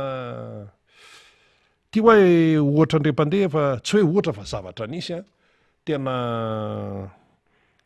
de mampiteny mona moa zany sa hoe ahoana fa hoe tena misy tokoa ne zany ny olona ny tena hoe tsara fari-piainana. Tsika zany aloha tsy hiditra hoe inona no natonga azy ho tsara fari-piainana sy hoe anahoana fa zavatra hitantsika fotsiny de zao 7% malagasy mahantra. Ozy ny sehatra raisam-pirenena ny teny an'izany fa tsy zany mamorona de 10% tena miaina tena tsara tarehy. De ao anatin'le 10% miaina tena milamina be reo tsy mivaky loha am'izay 10% any izy fa ny fiainany any no ataony de ataony any zay hoe ny avo ihany ny tovonana moa fomba fiteny zay de tena hoe miaina tena hoe tsisy problema fa mandeha miditra restaurant dia telo mianaka izy dia voaka avany zany ny taratasy fandoavana an'le vola zany zahatra ny lanindry zareo tao hoe 1 million ariary 5 millions de francs ny sakafo ndray mihinana fotsiny olona anankitelo. Tsy le hoe abetsahan'le sakafo no inona fa le alafony zany, le alafony zay le satria mety hoe zavatra kelikely ny ao fa ny vidiny iny lafo be.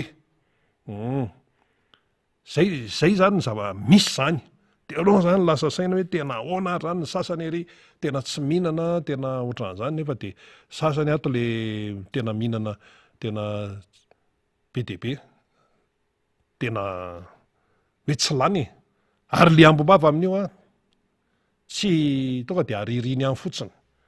Ka zay le fitongelana mpitantanana eto amin'ity firenena ity zany mila amboarina daholo zany fa tsy afaka jerena fotsiny amin'ny zao zany. Ary adidy sy andraikitra ho an'ny olom-pirenena zay mahatsapa ny mahazava-dehibe ny fireneny ny mandray andraikitra indrindra amin'ity hoe fikarakarana ny fifidianana ity. Fa ny tena tsy mety de hoe ianao zany mahafantatra hoe misy zavatra tsy mety ao de minitsy miteny, minitsy mandray andraikitra. Io mantsy samy manany toerana misy azy. Ao mipiasa mpanjakana, ao mipiasa amin'ny privé, ao ny andraikitra, ao ny fikambanana maro samihafa, ao ny mpitondra fivavahana, ao izahay mpanao gazety. Zay mpanao gazety koa moa tena tratra nikihana mafy mihitsy. Satria hoe nareo mpanao gazety rehefa mahazo an'io micro io mahay miteniteny ery, mahay miresaka ery. Nefa nareo rehefa omena andraikitra ao anatina rejima anankiray atao tsy hita zay ataonareo fa vao mainka ary atao tsy le zavatra nitakianareo indray no ataonareo fa ny zavatra mifanohatra amin'iny. Zany ny tsikera azo de ny tsikera moa zany dia raisina ao anatiny zany rehetrarehetra zany. Fa ny olana eto amin'ity firenena ity amin'izao de hoe tsy mety miaiky ny tsy fahaizany sy ny tsy fahombiazany izay tompona andraikitra eo amina sehatra anankiray eo amin'ny fitantanana ny firenena. Rejima hoa tsy olona anankiray na roa fa ekipa. Fa le ekipa mitondra amin'izao fotoana zao zany tsy mety miaiky mihitsy hoe tena tsy mety ny fomba fitantanana ilay firenena. Efa mivoaka daholo ty tarehimarika rehetrarehetra ty de tsy mety. Fa de inona ny zavatra ataony? Manadio tena de manilika. Ka inona ny zavatra ho vita? Inona ny zavatra hivoatra? Raha ohatra ianao lany andro manilika any amin'ny hafa sy manentsika ny timma sy manakana ny président Marc Ravalomanana erak'izay lalana lehany, zay no andaniany sasany fotoana sy andro mivadiny beoririka. Zay no andaniana fotoana zay. Dia tsy tsy mamaly an'ilay zavatra andrasan'ilay voaka malagasy ny action ataon'ny tompona andraikitra. Fa mandany andro izy, mandany vola izy, mandany fotoana izy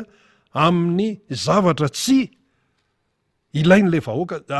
mandany vola, mandany fotoana, mandany zay zavatra azo lanina, tsy amina zavatra mamparary ny vahoaka malagasy.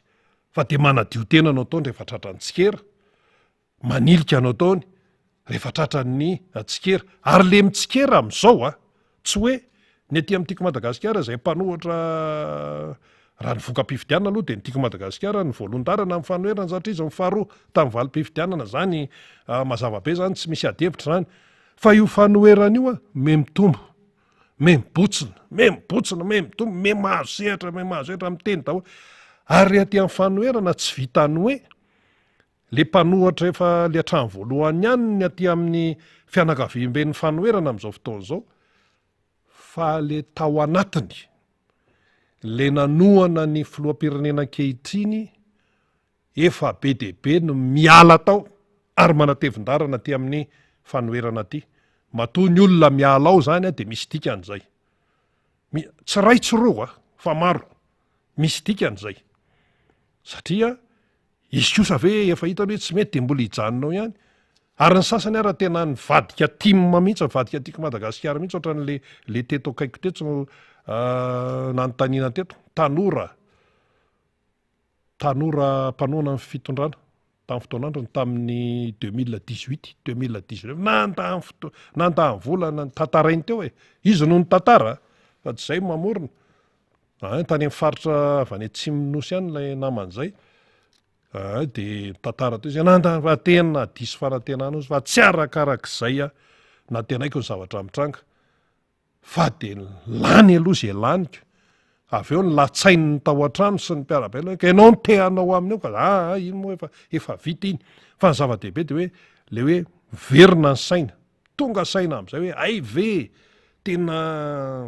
zao ny tena marina zao ny tena ny tokony lalakale ka aza manaiky rebirebeny hoe mena miraviravy hoy ny fahendrena malagasy aza manaiky ho taitaitra ny mamirapiratra etsero aza manaiky taitaitrana hoe tsapatsapa vita na tsy raha izany ny hitondrana firenena vita etotsika ary tsika moa zao fa vita efa vita tsika efa tena any amin'ny fadimy avy any amin'ny rambony tsika menakavy zao mbola tsy niova io laharana io zay eto isan'andro de alohan'ny hidirana atao mifantarana de mijery foana ny ametrahany zao tontolo zao any Madagasikara sao de mba efa nisy fivoarany kosa inona ny eo io ara mbola iny emotra indray raha fa dimy avy any migisitra tsika raha zao aiko lasa fahatelo avy any migisitra tsika de nefa rantsika mihitsy nigisitra zay tsika nigisitra nefa tsika de firenena manana ny maizy azy ka hoy tsika zany tamin'ny famakafakana ny amin'ny tamin'ity andro ity hoe akoatran'ny fitantarana manafanira zava-manantany congrès patry ny tiako Madagasikara any amin'ny faritry tasy any Analavory amin'ny hôtely Mangabe de hoy isika hoe ny manazava ny tsy fahombiazana teto amin'ity fireneny ity dia ny tompon'andraikitra na ny régime mitantana ny firenena amin'izao fotoana izao izay efa hifaraparana ny fitaom-piasany tena andany andro tamin'ny resaka fanadiova-tena mandany andro amin'ny resaka fisehosehony ivelany nandany andro amin'ny fanoliana andraikitra rehefa misy tsy fahombiazana fa tsy miaiky ny tsy fahombiazana hafa mantsy zay amin'ny toe-tsaina malagasy tompoko rehefa miaiky ianao tena miaiky zay fa tena avy aminainina tonga nyty tsinetsiny avy amin'isa ara mahatonga an'io délestage io avy amin'ny voaka malagasy hoe de ay de hitena zany jirama ka be deaibe le tsy mandoa jiro be deaibe mbola trosa na miliara be deaibe tena de zany no anisan'ny mahatonga ny fahasairana ny eo anivon'ny jirama de hoy tsika moa zany ny teny teto hoe raha ohatra koa moa zany ny facturen'ny olona daholo ny fatiatoka vokatra ny délestage tsy mandeha ny orinasan'ny olona de hoe vola miditra tokony ao anatin'ray nefa tapaka ny jiro zao nandritra ny 5 taona farany raha voakan'ny olona daholo ny fatiatoka sy ny fahavoazana vokatry ny fatapahany herinaratra mainy tele mainy frizidera mainy ny zavatra ampiasaindry madama isan'isany ao an-dakozia ao simba daholo satria rehefa tapaka mantsy herinaratra io de tsy mampio man izy rehefa miverina fa miverina tapoka ary izy le miverina tapoka iny ny prizinao mitsatotsatoka eo iny anga 220 volt fa tafakatra ambony be de zay vao milazaka tsy mony iny le manimba zavatra teknisianna ny tenen'zany fa zay moa tsy mahay an'zany teknisianna no ny tenen'zany ka raha ohatra ka kajin'ny malagasy daholo ny fatiantoka vokatra ny fatapahan'ny herinaratra isanandro ka jin'ny olona mifaty ato a 4 miliara 4 miliara faty antoko ny orinasa madinika sy salatsara ny orinasa lehibe zay mampiasa herinaratra ny jirama rehetrarehetra eto Madagasikara fa tsy eto Antananarivo ihany rehefa tapaka io herinaratra io satria ve tsy mana-tsafidy le malagasy le mpanjifa fa tsy maintsy io ary io tsisy orinasa ampifaninana any Frantsa be dehibe ny orinasa misehatra amin'ny alalan'ny hoe famatsiana jiro sy rano misy privé ny endry zareo fa ny antsika ty ihany fa jerety izy de moramora ery le miteny hoe ny mpanjifa misy tsy mahaloa jiro fa atsangana mihitsy ny rafitra tena matianina etsona manapaizana vanivelany hitaka an'io ka raha hiteny koa zany ny isa-tokantrano sy ny any amin'ny orinasa hoe zao ny faty atoka ay de inona no tenen'ny mpitondra satria jirama egalina fanjakana de inona no teneniny zareo ka izy aza atao zavatra tsindrinila ahoatra an'izay sy mba zavatra olona any an-trano any mba mitaraina any amin'ny jirama any betsaka amin'ny verimaina ka zao ka ahoana zany miodikodina tsy hita hoe ahoana tsy alao mividy vaovao zay le izy 220 volta ny herinaratra raha ny tokony ho izy zany tsapaina amin'ny appareil le izy nga 220 volta ny kainy eo 140 volta misy raha latsaka zany tsy tafakatra le stabilisateur intsony fefambany loatra fa nga ny olona rehetra mahavidy onduleur-na 20 kVA 10 kVA sy ny olona rehetra no mahavidy en'zany na hoe mahavidy gropy de zay le izy zay ka inona ny vahaolana amin'izany rehetrarehetra zany rehefa tsy nahavitany ataony zany zay hoe tokony hamahany olana izany tokony hamahany olana mpitondra fanjakana ny mamahany olana satria izay no contrat fanekena nataony tahavoaka malagasy hoe tsy hikatsaka mandrakariva ny tompontsoan'ny firenena malagasy sy ny vahoaka zany zay le tao anatin'ilay fianianana iny ka rehefa tsy zay le izy de zava-poana fotsiny resaka mibetsaka de le manilika tiara ny pirofo samy niaran'ny coronavirus topoko firenena maro teto ambonin'ny tany ny tsika aloha mbola nisy kadoany cyclone Batsiray izy avy le nandalo teto reny dia teo ihany koa ny hoe nisy fiantraikany niady tany Ukraine izay fanandrina ny Ukraine sy Russie de reo foana ny tany sainy ny mpitondra eto amintsika hoe ka tsika kosa anie niaran'ny corona ka tsika kosa anie zao hoe zay mahatonga an'io fahasahiranana io de simba ny toe-karena sy ny sosialy ka manoloana an'izany toe-javatra ny inona ny vahaolana no entinao inona ny vahaolana ho entinao satria ny firenekafa nahita vahaolana tamin'ny zay olana ny atraika tao amin'ny fireneny tompoko ohatra zany zao raha isika ohatra hoe i Chine de miketrika foana isanandro hoe ahoana no hanatsarana hatrany ny fiariana sy ahoana ny fomba ampidirana devise vola vanivelana isanandro eto amin'ity Chine ity satria ry zareo zany be dehibe fa amina miliara izy tsika firy fotsiny efa miliara ny sinoa ka raha vao tsy matanjaka amin'ny fiarikareny raha vao betsaka ny tsy miasa de maty rehefa tsy miasa de maty zay ny any Chine zany tsisy resaka zany any tsisy mitambitamby anao zany hoe anao ve de andondonina hoe mba hiatra ao zay tsisy en'zany any zany resaka fiatrana amin'ny maolona sy an'zany aloha tsisy any zay mahatonga ny tandrefa ny teny hoe aiza le zon'olombelona any Chine populaire io fa tsy Taiwan fa tsy Chine Formosa fa le Chine lengeza be zany ny any moa zany mbola tokotokana zay ny endry zareo zany fa eo am'le afin'ny toe-karenany azy tena kapitalista mihitsy ny azy fa ny fitantanana reny azy no communisme de reo no nampivadinika taraika ao izy ka izy be dehibeko izy mihinan-kanina izy na efa ferana raha ny miteraka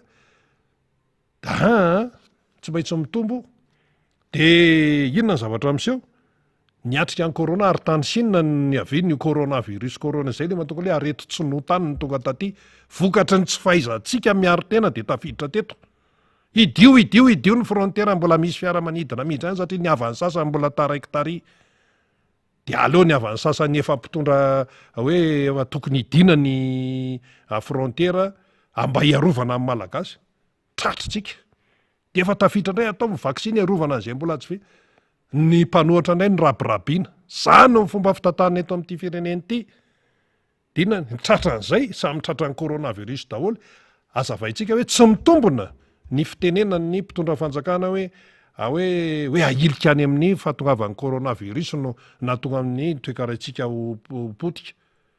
misy apahany fa tsy mariny zato isanjato ka nahoany Chine tamin'ny 2022 no mbola nahita taux de croissance fiakaran'ny arikarena 3 isanjato tsy 3 isanjato ny tetehany zareo fa tany amin'ny 5 isanjato any fa tsy tratrany le 5 isanjato hoe 3 isanjato ny tratrany niaran'ny corona izy ary tao aminy tomboka le corona fa ny mpitondra tany Chine tompoko tarian'Andriamatogo Zimpina tsy niteny mihitsy hatramin'ny androany hoe ny tsy fahombiazana aranisany tsy fahombiazana de vokatry ny corona tsy niteny an'izany izy fa izy miatrika tsy ohatran'ny eto amintsika ka ny mahatonga an'io anie corona ka mahatonga an'io anie ny adiny Ukraine sy Russie zay foana ny alana baly eto fa ny any amin'ny hafa tsy hainonao an'izany ny tany tsy fananana asa aza tamin'ny 2024 tany Chine de nidina ahoana koa zany tsy taremarika petatokony any na hoe tenitenena fotsiny 5.7 isanjato ny tany tsy fananana asa taux de chômage tany en Chine tamin'ny reny corona reny 5.7 isanjato nidina 5.5 isanjato 0,2 zany ny fidina fa efa nidina zany tsy mazia zany fa vokatry ny fahaizan'ny mpitondra tany Chine sy ny fitsinjovan'ny fiainan'ny sinoa zay no natonga an'izay ary zay mahatonga ny Amerikana ny koropaka amin'izao fotoana zao satria i Chine anie zao ny 2e puissance mondiale sao de tsy fantatsika i Chine ny 2e puissance mondiale ny Rosianina tsy tafiditra ao anatin'ny folo voalohany intsony amin'izao fotoana zao Russie amin'ny Poutine io arina ny Rosianina ao rehefa sorena satria Poutine manao dido entin'le ampipo fotsiny satria asa te amerina an'le sovietika tamin'ny talohan'ny Gorbatchev tamin'ny andron'ny Brezhnev hoe izy io sa inona ny tena tiany atao te hifaninana fotsiny hoe zay tsy ambanin'ny tandrefana zany eo amin'ny sehatra resa-pirenena zany ka zay mpitondra mahay mitsinjo ny vahoakany izay ny tena atao hoe mpitondra tompoko izay mpitondra tena mitsinjo ny hoavin'ny vahoaka izay hoentiny izay ny tena mpitondra mendrika ka raha ho avy zany ny fifidianana président'ny repoblika eto Madagasikara amin'ity 2024 ty araka ny fanomezatoky nataon'ny prime ministre fa isan'ny fifidianana araka ny teny izay nataon'ny filohan'ny antenimieram-pirenena fa fifidianana ihany fifidianana hatrany ary mbola nampiny kadoany manaraka ny lalam-pandrenana amin'ity 2024 ty de filoham-pirenena tena mendrika no tadiavin'ny malagasy ka mahay mamany olana na misy coronavirus eo na misy inona eo na misy inona dia mpitondra fanjakana mahay mamany olana vahoaka ny tadiavina fa tsy mpitondra fanjakana variana sy mandany andro manentsika amin'ny mpanohatra fotsiny tsy mpitondra izay manilika ny tsy fahombiazany any amin'ny hafa tsy mpitondra izay manao kitranotrano fotsiny fa ny ilain'ny vahoaka malagasy dia mpitondra manaja lalàna alohan'izay aloha mpitondra matahotra an'Andriamanitra anao zay aloha ny voalohany mpitondra matahotra an'Andriamanitra de mpitondra manaja lalàna mpitondra izay mijoro sy manaja ny teny izay nomeny ary mpitondra manatanteraka ny fampanantenana izay noteneniny mpitondra mahay manetry tena zay keo tena zava-dehibe fa tsy mpitondra midehaka manao oeraoera sy mbo mizahatra kely de zany tena izy zany mafy be zany zao tsy toetsaina malagasy zay ny toetsaina malagasy de tsotra raha ohatra ianao ka nahazo an'izao ka nahazo an'izao nahazo an'izao nahazo an'izao tsy fomba malagasy midera-tena fa ny fiarahamonina ny mpanatrika ny mpiarabelona no miteny hoe ranona kosa tena mendrika satria tena nanao an'izao izy nanao an'izao izy fa tsy fomba fisaina malagasy le hoe tsy hitanareo tena mba tena nety kosa ve le nataoko teo iny tsy hitanareo mba tena nety kosa ve le zavatra nataoko iny na le compétition iny le nandraisako anjary tsy hitanareo mba efa tena mba mety ve tsy fisainana malagasy zay tsy anao no midera tena hoe enjanabe na ohatr' zany fa ny fisainana malagasy dia ny mpiarabelona no miteny hoe zao iny hoe ninona ataon'ny tsirairay hitan'ny mpiarabelona foana hoe ranona kosa tena mendrika ranona tena zao zay le izy zay ka ity zany raha ho avy ny fifidianana fahamarinana ny tadiavin'ny malagasy fahamarinana no tadiavin'ny malagasy sao de mieritreritra hoe hiala am'izay fahamarinana zay hitady amin'ny fomba rehetra hialana am'izay rehefa tapitra ny fotoam-piasana ny mandat de tapitra fa sao de hitaditady hirika hoe foronony ity ka zao de mbola hidribble eo fa malagasy am'izao fotoana zao efa tena mahafantatra ny tokony ataony ary tena manaraka izy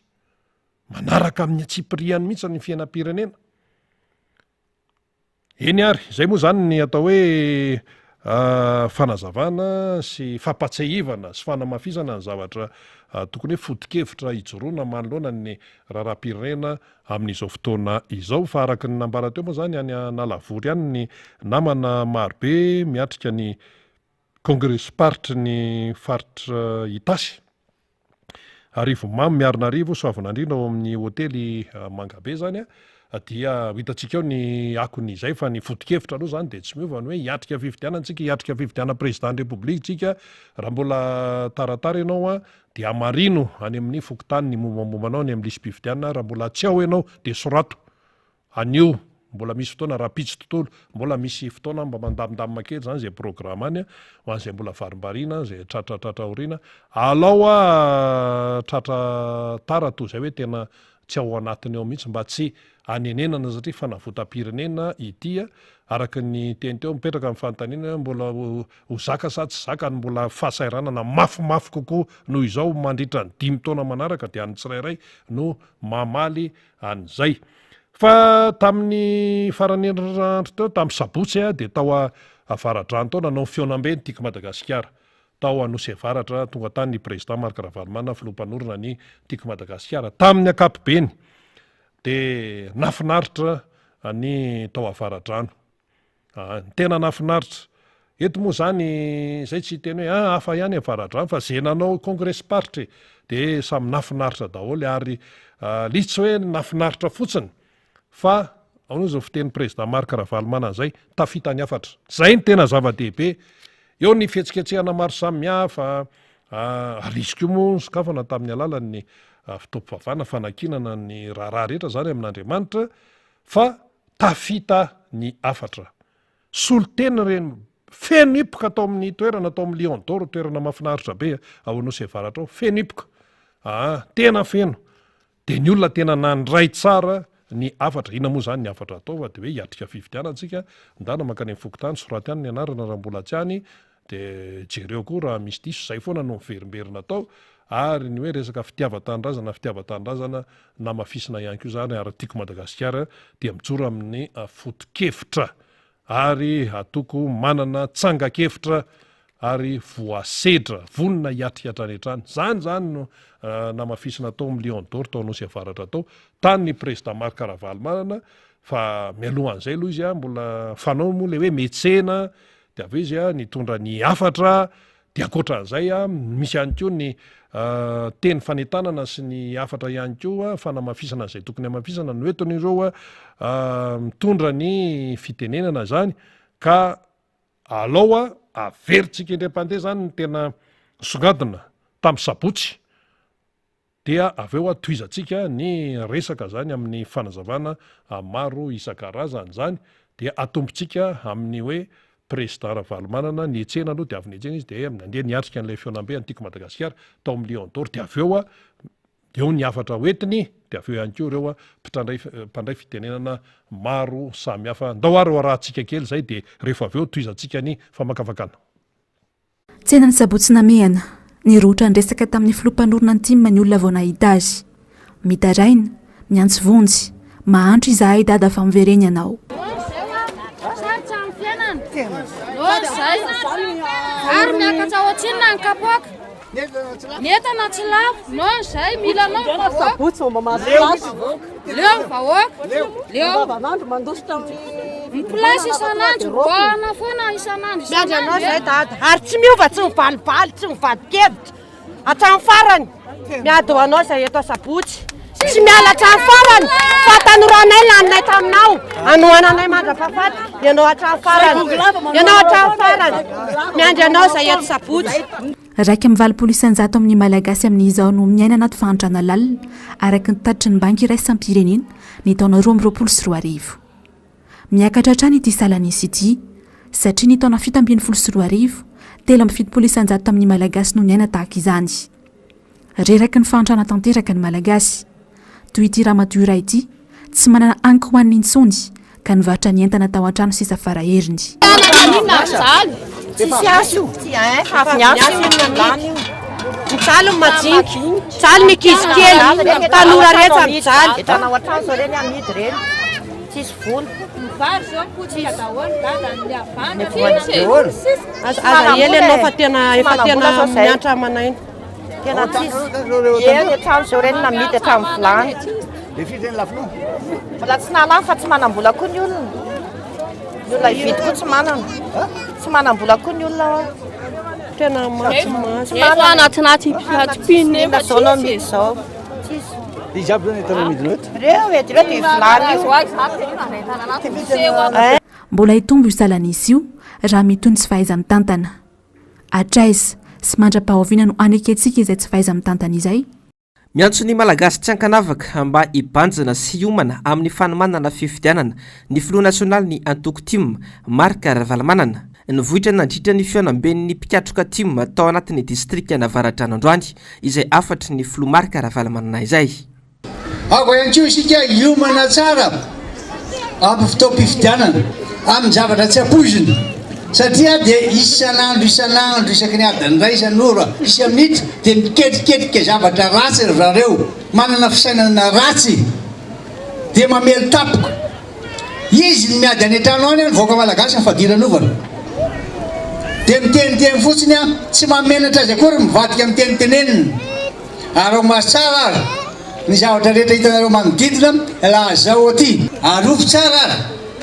ary zay fisainantsika zay hoe mba teny hijoro marina ny fahamarinana antsika mandala ny rariny sy ny fahamarinana isika arofo tsara safitsika mandritry ny andro zay anaovana ny fifidianana fa ratsy tsy kely lalana mihitsy amafisiko atrany fa tsy maintsy mailo isika ary samy mandray andraikitra na dia eo ara rehefa ampitahorana fandrahonana intimidation na menace zay mitranga amintsika vahoaka ndray iny isika vahoaka leo ny fampijaliana sy ny fampahoriana ary vahoaka samy zay hijoro hianatra amin'ny farany ho atsika vahoaka malagasy marina fa ao anatin'ny fahasairanana lalina isika menakavy kanefa tsy rovo tsara fa misy foana vaholana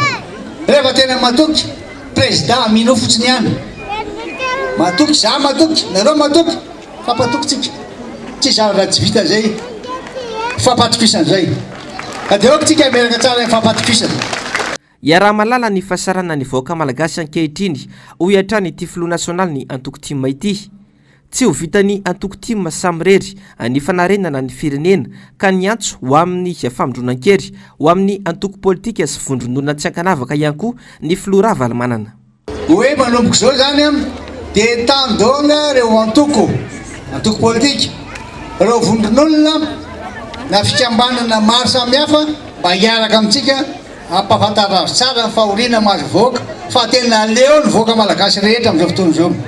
fa rehefa azavaina aminy dia tenenina aminy dia vonintsika indray azy dia okotsika mba ahay hiasa hiaraka amin'izy ireo fa tsy ho vitantsika tiako Madagasikara irery ny fanarenana sy famanaolana tsy maintsy hiaraka amintsika izy ireny zay nazaka amin'ireo hoe tsy maintsy entanina daholo ro antoko politika vondron'olona maro samihafa ny fikambanana ireo société civile fiarahamonimpirenena eny fa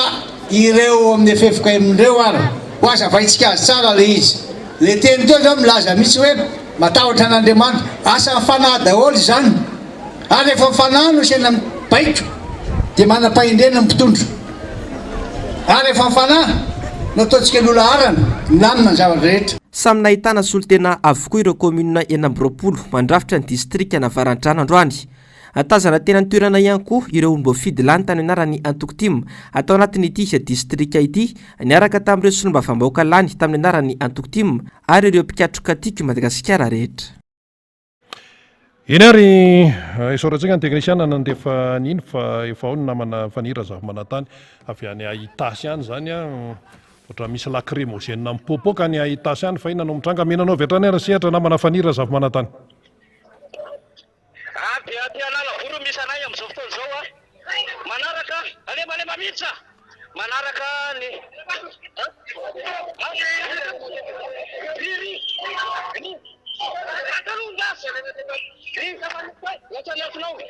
misy mandefa lacrymogène amin'izao fotoana izao a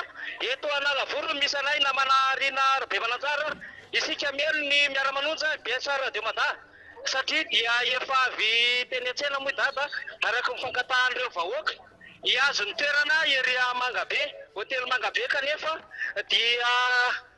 nisy izay fisakana nataony zandary sakana faharoa sakana voalohany zany paravo sakana faharoa ity misy ity dia nisy fandefasana lacrymogène teo manetika azy ny député sy ny ingérina Andriamasinoro alaina napoka lacrymogène député Alaira Tibazafy député Rodin Rina Andriamasinoro manetsika anay nanapoka ny lacrymogène député José Anko avy any Antsirabe miaraka amintsika eto miaraka amin'ny député Fetra député Rambosalama président zany amin'izao fotoana izao dia mbola manohy izay fiarahana vahoaka izay manao sakana ny mpitandro filaminana kanefa dia tsy mahasakana ny filomarika Vanomanina sy ny vahoaka marobe izay manaraka azy eto Analavory amin'izao fotoana izao. Mbola ifampitadiavana zany ilaina napoka ilay lacrymogène teo isy olom-bahoaka Rodin isy olom-bahoaka Zerina no mifandeha vatsy aloha atsy zao manaprofo fa olona kanosa reto olona reto ary ny maty mifanjakana ny ao ambadika zao ho atsika mieno miara-manonja Biasara de Mada era zao tontolo zao ny fahalemeno ny fanjakana no misy amin'izao fotoana izao eto akaiky député Fetra député Fetra miainatsika ny fiara-manonja io ary ina ilaina napoka zany ajalony tomobile ary dia eto zay izany nanao reky izy isa izany nandefa nino Tadavy Alexandre Ingasangan Marachi réquisitionnel izy réquisitionnel iny rasana rakasy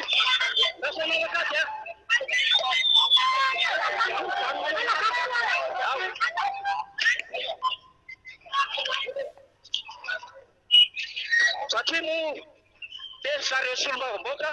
ny birao politika ny Antokotimo amin'ity fanapoana bomba lacrymogène ity iza ary aviazany baiko zay zany no zava-misy satria dia tsisy korotana teto avy any mpitandro filaminana na zona lalany ty hetsika ity kanefa ny mihinany sakanana dia nanapoana izao bomba lacrymogène izao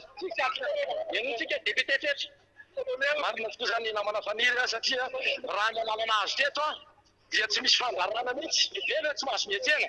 nefa dia ny sakanana izahay fa ny hoe tsy mahazo manao karona vanona tsy mahazo mitandahatra amin'ny fiara maro mandalo eny an-tsena efa nitanterahana izay fa président Vanomanana irery no iaho no nidina nakany an-tsena fa izay efa taty amin'ny atao hoe hôtely Mangabe dia voasakana izy nahatongana ny azakazaka namonjy azy tany ny sakanana hoe tsy avelany tao an-tsena fa nisy varazina mpitandro filaminana dia zay zany no olana eto hoe aiza ilay fahalalahana amin'ny tena mety izay misy milaza amintsika fa zay dia izona famokarana satria fahalalahana amin'ny tena dia soa barazy eto aloha zay indrindra tsy nahasakana n'ilay herin'ilay vahoaka ireo barasina tany mpitandro filaminana zay tsy te hifampona mpitandro filaminana ty mampalahelo ihany koa izy ireo ny amin'izay le hoe baiko tsy amin'ny fotoanany tsy amin'ny androny fa tsy amin'ny toerana tokony natatrahany zany nanaditrahany zany ka dia zay no vaovao dia nalavory amin'ny fikarakarana ny congrès party zay milamina trany nanaditrahany tinina zany ary dia tony salasasy eto ndray tsisy mifakatahotra efa natao anjaka zay démocratie zay ny SRR Masinoro zay mitady mikarika ary mampanjaka zay endrika démocratie zay tsy manaitra amin'ny fiatsika ataony reto mpitandro ny filaminana reto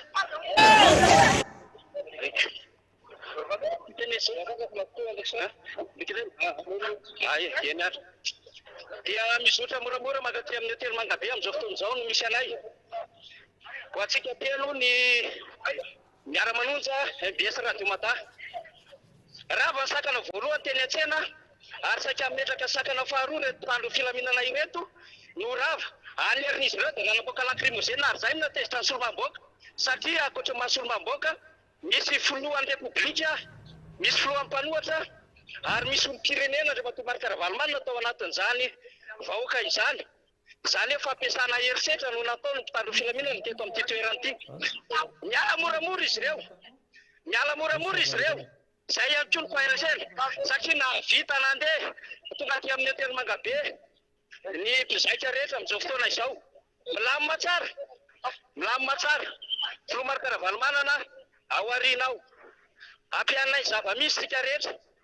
ary dia hiditra ato amin'ilay toerana hotely Mangabe amin'izao fotoana izao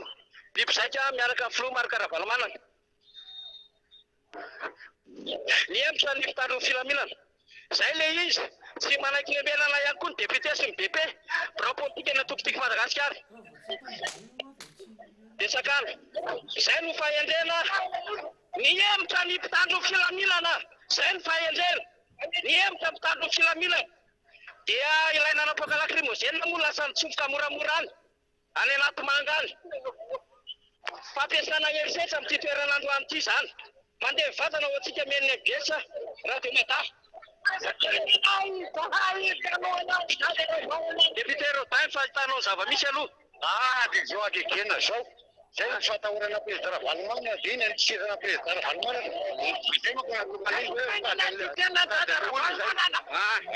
tsy maintsy mandeha tsy maintsy tsy matahotra faharesenindreo natahotra dia vahoaka marobe sasakana anatikena dada Ravalomanana leo alohan'ny sakana maro samihafa apetraka roa avetraka averio ny baraky malahevitra zay vahoaka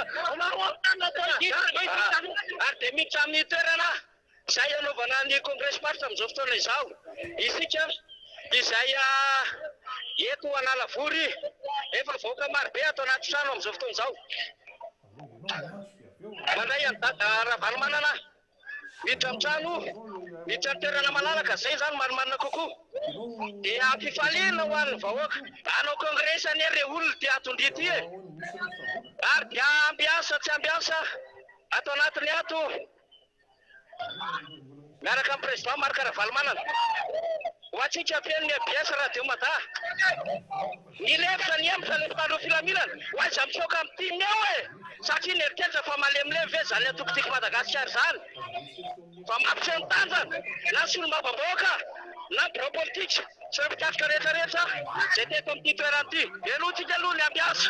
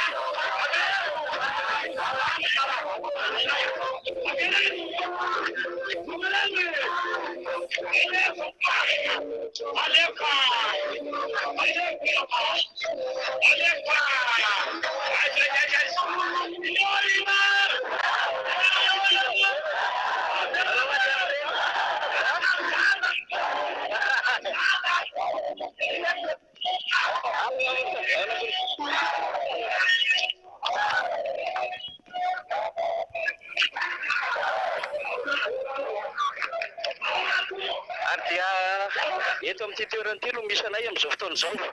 Mare tsara ve namana Rina Rabe Manajara?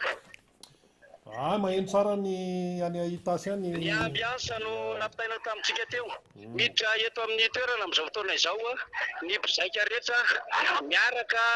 amin'ny fandaminana napetraky ny atokotiko Madagasikara tena rakotra vahoaka ny hotely Mangabe amin'izao fotoana itenentsika izao vonona hiatrika an'izay congrès parta zay. Mahery zany team zany ninona fanakanana ary zay le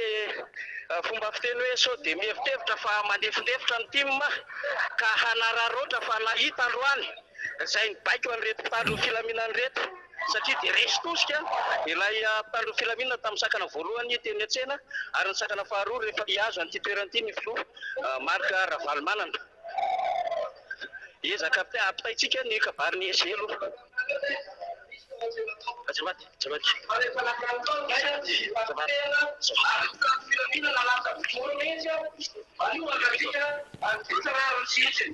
Anis panapuana bomba lacrimogène deja izantsika tsy mahatoky fitary filaminana mijanona ato amin'ity toerana ity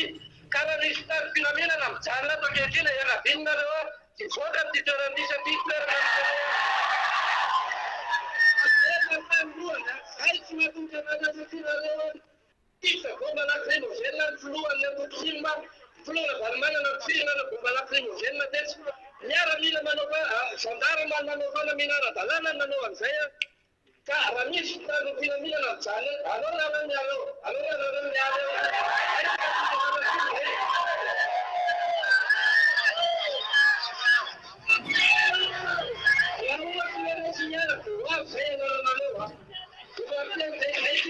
filaminana ato amin'ity toerana ity satria nareo no toraka ny filohanay tamin'ny bomba lacrimogène teo rehefa ato anaty miemika fanaovana zay tsy ilaina tany filaminana.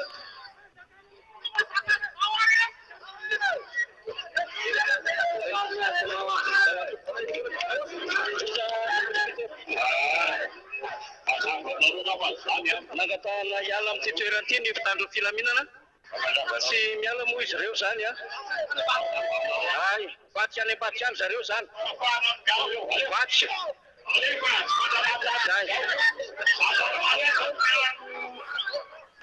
ary de takina ny elandro mpitandro filaminana.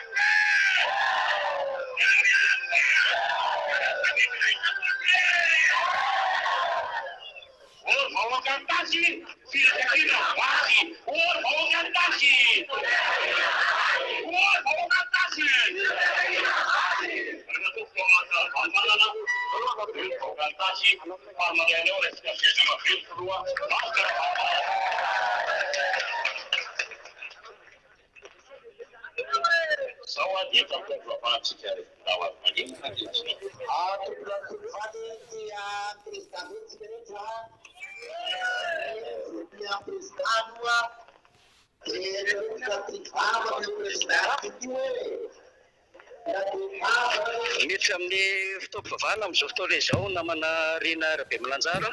ny eto amin'ny Telomangabe Analavory izay hanatanterahana ity kongresy-paritra ity zany. Nampitahirantsika ny ambiansa rehetra teo raha fezina zany dia nampiasa hery ny mpitandro filaminana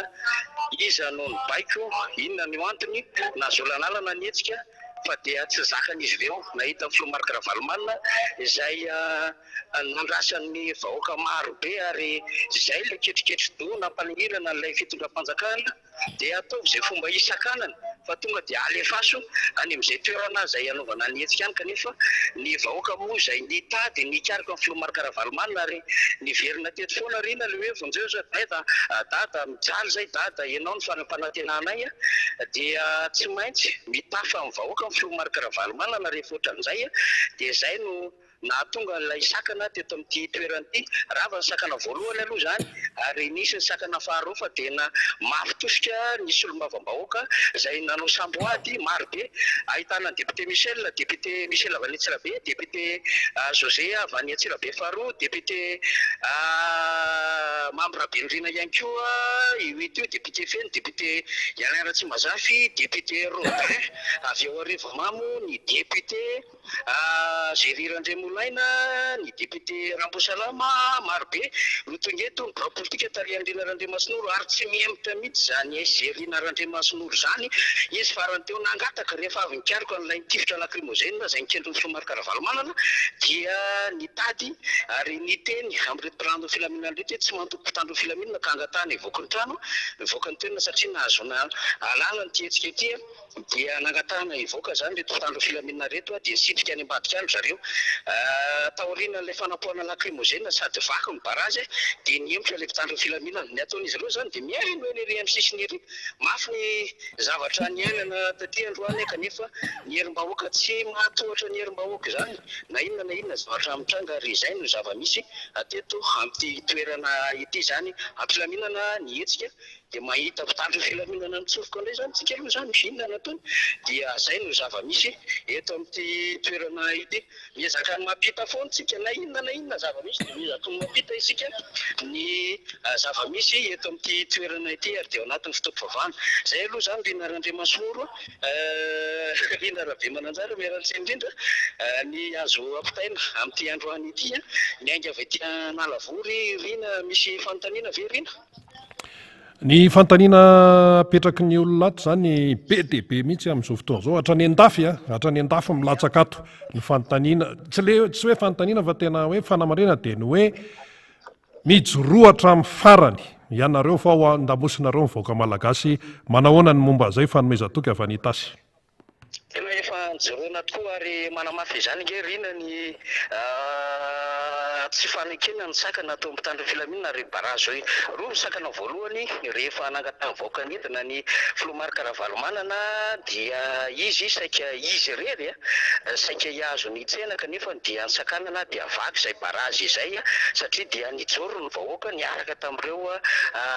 mpikatroka ihany koa izay tetỳ toerana ary reo mpiara-miasa ny Filomary Karavalomanana izay nahita an'izay fihetsika izay vaky ny barazy voalohany rehefa vita ny tany an-tsena izay tsy naharitra ela izy zany fa dia tahaka mahazatra hoe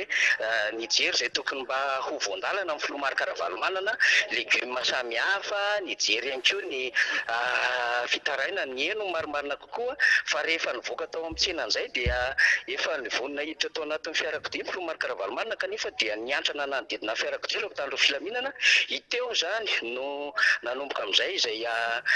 tosika be tsy hifankahitan'izay ary ataontsika hoe hatrany 100 metatra hatrany mihitsy ny tosika ny fanaovana ary dia matanjaka miaritra zany ny solomavam-bahoaka sy Ririna Randriamasinoro ny staff rehetrarehetra izay miaraka amin'ny Filomary Karavalomanana ny kendro manokana na dia efa azo lazaina raha hoe nizotra mpilaminana ny azo toerana dia ny kendro manokana amin'ny Filomary Karavalomanana taty aoriana be tamin'ny lacrymogène ilay zandary izay hita tanteraka mihitsy ny fomba nanaovana izany ary tadiavina moa izy rehefa avy eo zany ny SG mihitsy sy ireo député Rodin sy député Alain mikariko azy tany anaty fitsoahana tany zany dia nanontaniana ny antony satria fikendrena ny Filomary Karavalomanana fa hatramin'ny farany zany totsomatsara eto amin'ity toerana ity ary marobe dia marobe ny vahoaka eto rina zay amin'ny ankabehany fa tena fijoroana ary firaisankina amin'ny congrès party tahaka izao fa tsisy memotra zany zay le hoe team tsy manaiky lembelona ty ary team tsy manaiky tengenam-bozona sy hoe everina fa mpandefinefy dava tsy zany ny tiako Madagasikara amin'izao fotoana izao fa mampiatra ny lalàna izay meny ny lalam-panorenana azy ny fahafahana mivezivezy fahafahana maneho hevitra mampiatra ihany koa fahafahana mivory ary ny fanambarana nataon'ny fanjakana anie dia hoe anaty toerana mihidy nazona lalana ity ka azo everina fa tsisy dikany izay hipetrahana mpitandro filaminana atao amin'izany toerana izany zay raha teo koa ny tenen'ny Ririna Randriamasinoro teo zay ngamba aloha Rina raha ohatra ka tsisy fanontaniana intsony dia averiko kely any aminao ny fitenenana raha mbola tratra amin'ny kabarin'ny Filomary Karavalomanana rehefa avy eo dia hiditra ihany Rina rehefa avy eo mazava tsara ny fifandraisana avy eo Rina mazava tsara mihitsy ary manamafy an'izay zany ny vahoaka malagasy mihitsy manaraka nyity congrès party ny tasy ity araka ny fampitanareo any fa dia ao an-damosiny ny président Mary Karavalomanana ny mpanohana rehetrarehetra mihitsy na ny eto Madagasikara na ny any ampitan-dranomasina zay no afatra tonga eto satria leo an'ny fahantrana leo an'ny ramatahora sy ny didi-jadona amin'ny endriny rehetra izay no afatra avaty ihany koa zany mba hampitaina aminareo any na manafaniry Makasiraka Rina dia averiko any aminao sy faly aloha tena akasitrahana ianao sy faly mitazona ny fandarina ny micro dia akasitrahana ny piano marobe afany ampitan-dranomasina sy ny eto an-toerana ny hainao-tsika sy ny voaka ny tasy makasitraka Rina faniry mianga avy aty Analavory raha toka afaka miditra rehefa avy eo dia hita amintsika rehefa avy eo ampitan'ny vaovao. Eny ary isaorantsika ny namana faniry sy ny ekipa rehetrarehetra ny mpanao gazety maro any Itasy any any Analavory any napita an'izany congrès party ny tiako Madagasikara izany raha ny farany teo zany zao dia hoe efa miditra ao anatin'ny fitaom-pivavahana ny miatrika an'izay congrès party izay ary efa ao ihany koa ny président Marc Ravalomanana. Inona no zavatra nitranga talohan'izay ny tena nalasa saina ary tena voamarika dia ny hoe président Mary Karavalomanana mihitsy ny kendren'ny sasany amin'ny bomba lacrymogène satria raha ny fitantarana teo dia hoe avy any an-tsena izany iazo ny fiarakodia andeha ao amin'ny hôtely Mangabe dia nalefa ilay bomba lacrymogène dia avy eo le nandefa n'le bomba lacrymogène lasa nitsoaka dia nifanenjehana tany ohatran'ireny polisy voalera amin'ny film ireny dia araka ny voalaza ihany koa dia hoe zandary manao fanamiana ahoana moa zany ny tena resaka fanofanana ny mpitandro ny filaminana manoloana ny toejavatra ohatran'izao ray zay ary président Marc Ravalomanana averina foana fa ancien président tompoko ancien président izy manana sata manokana izy dia olona manana sata manokana mandeha amin'ny lalana eto amin'ny fireneny eto amin'ny tanyrazany avy mandeha metsena fanga ny ancien président tsy afaka mandeha metsena tsy afaka mandeha amin'izay lalana tokony hoe alehany no alefa ny bomba lacrymogène reny toejavatra reny izay ny tantaraina teo dia hoan'ny tena mandinika na ny eto Madagasikara na ny any ivelany be dia be ny réaction à chaud ato hatrany an-dafy hatrany Frantsa hatrany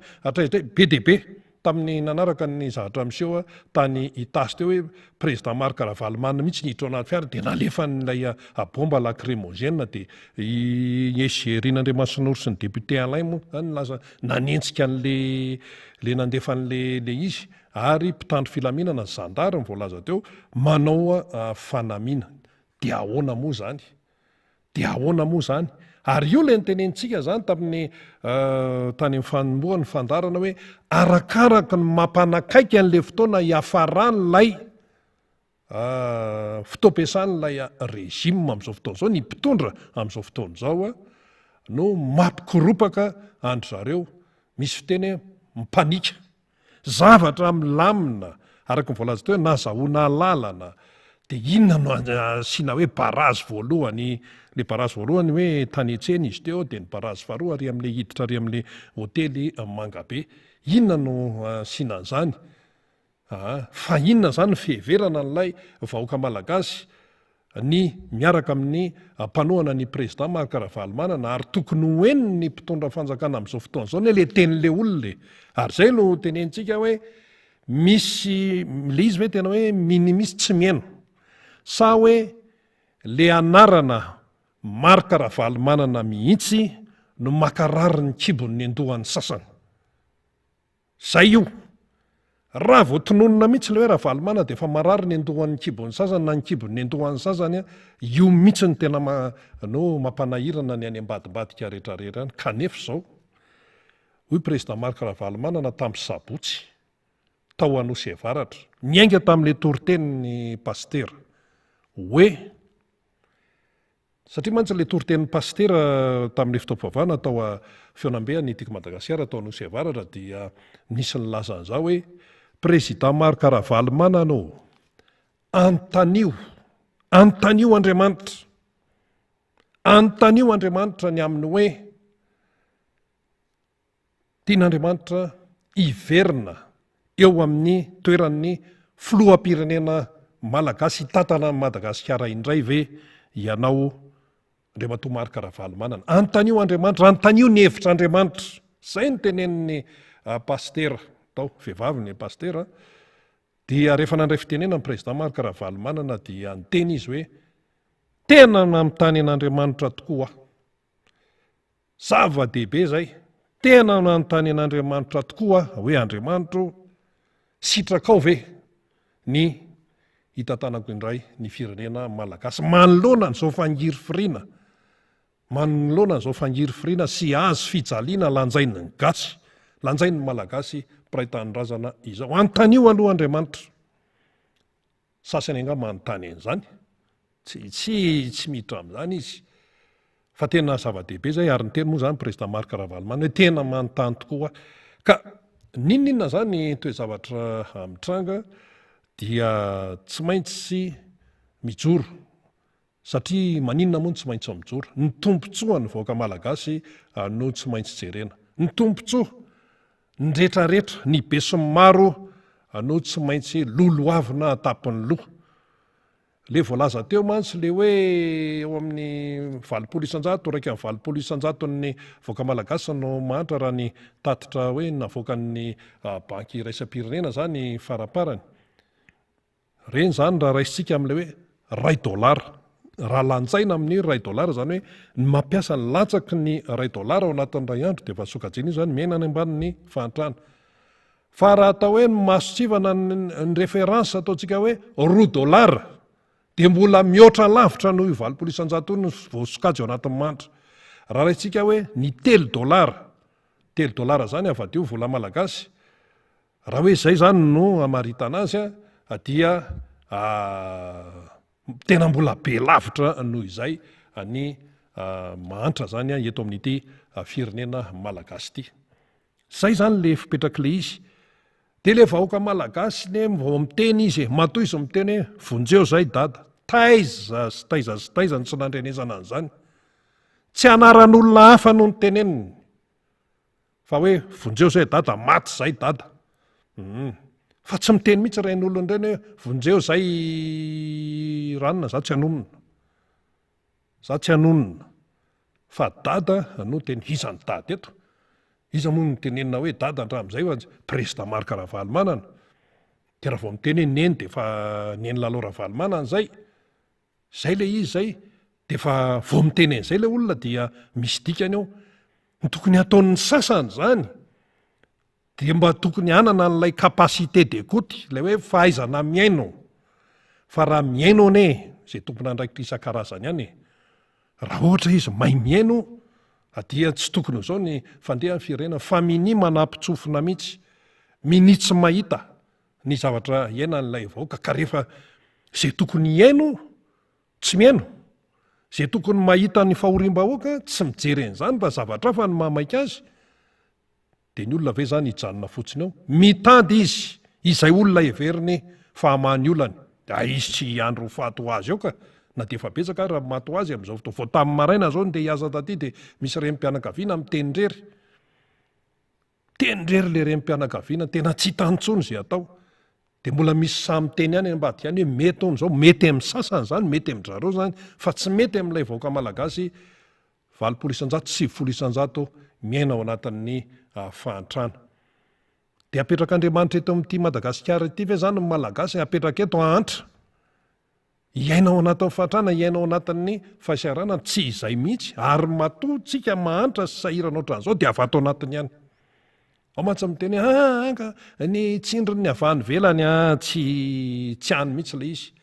Itsika no akaiky vilany fenoarina napetraka-Andriamanitra eto. Fa ny any velany misy anie ny olona tonga aty hitady ravinahitra ka raha mahazo tombony izy tsy mijanona eto ny ankamaroany fa lasa any amin'ny banky any ivelany any, alefany any ny tombony. Ohatra fotsiny zao, tonga eto ny sinoa, tonga eto ny afrikanina, tonga eto ny izako ny izay vahiny ny européanina, tonga eto Madagasikara, aninona eto? Hitsetra ny gasy ve? Tsy mitsetra ny malagasy no alehany eto. Fa aninona? Anao asa-piariana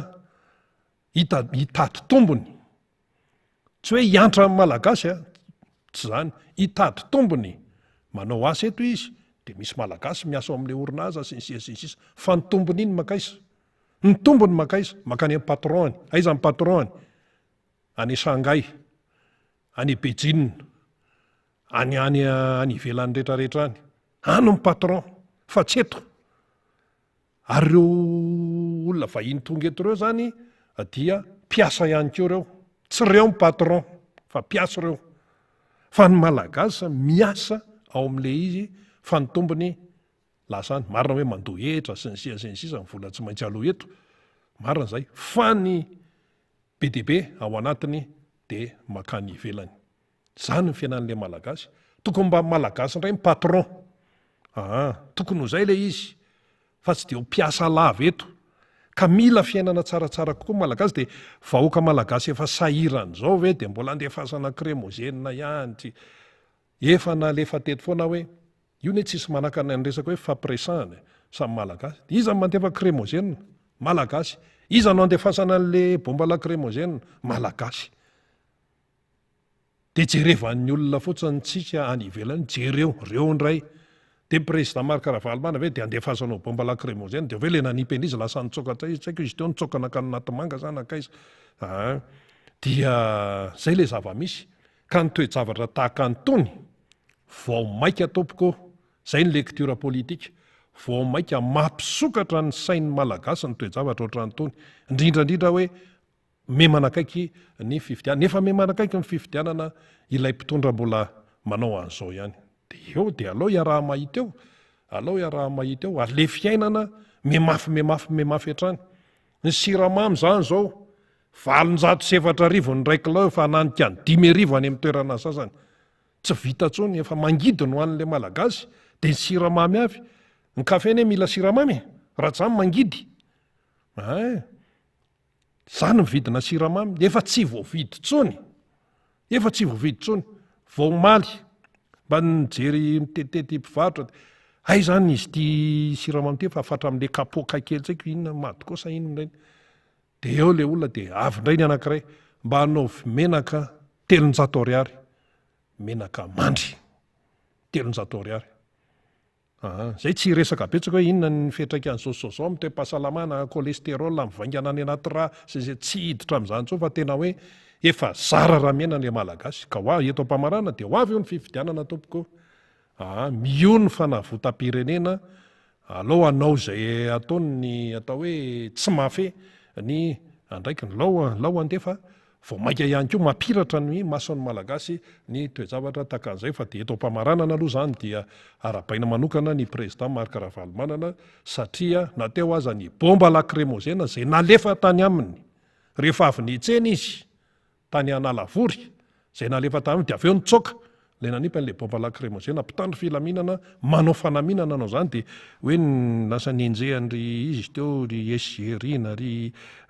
député Alain sy namanontany dia zany no zava-misy ka mampieritreritra zany toejavatra rehetra zany afahana mandray fepetra rehefa tonga ilay fotoanandro amin'ilay vanim-potoana ny fifidianana tompoko fantatry ny malagasy ny tokony ataony rehefa tonga izay fotoana izay dia isaorana zany tsika nanaraka hatramin'ny farany miara-manonja teto amin'ny MBS Radio Mada isaorana ihany koa ireo teknisianina marobe nanatotosa ny fikarakarana ny teknika na ny teto amin'ny foibe na ny miparitaka ny rehetrarehetrany isaoran'ireo namana maro any tasy any Analavory any amin'izao fotoan'izao manaraka akaiky manao ny angom-baovao amin'ny congrès partre ho an'ny tiako Madagasikara ho an'ny faritra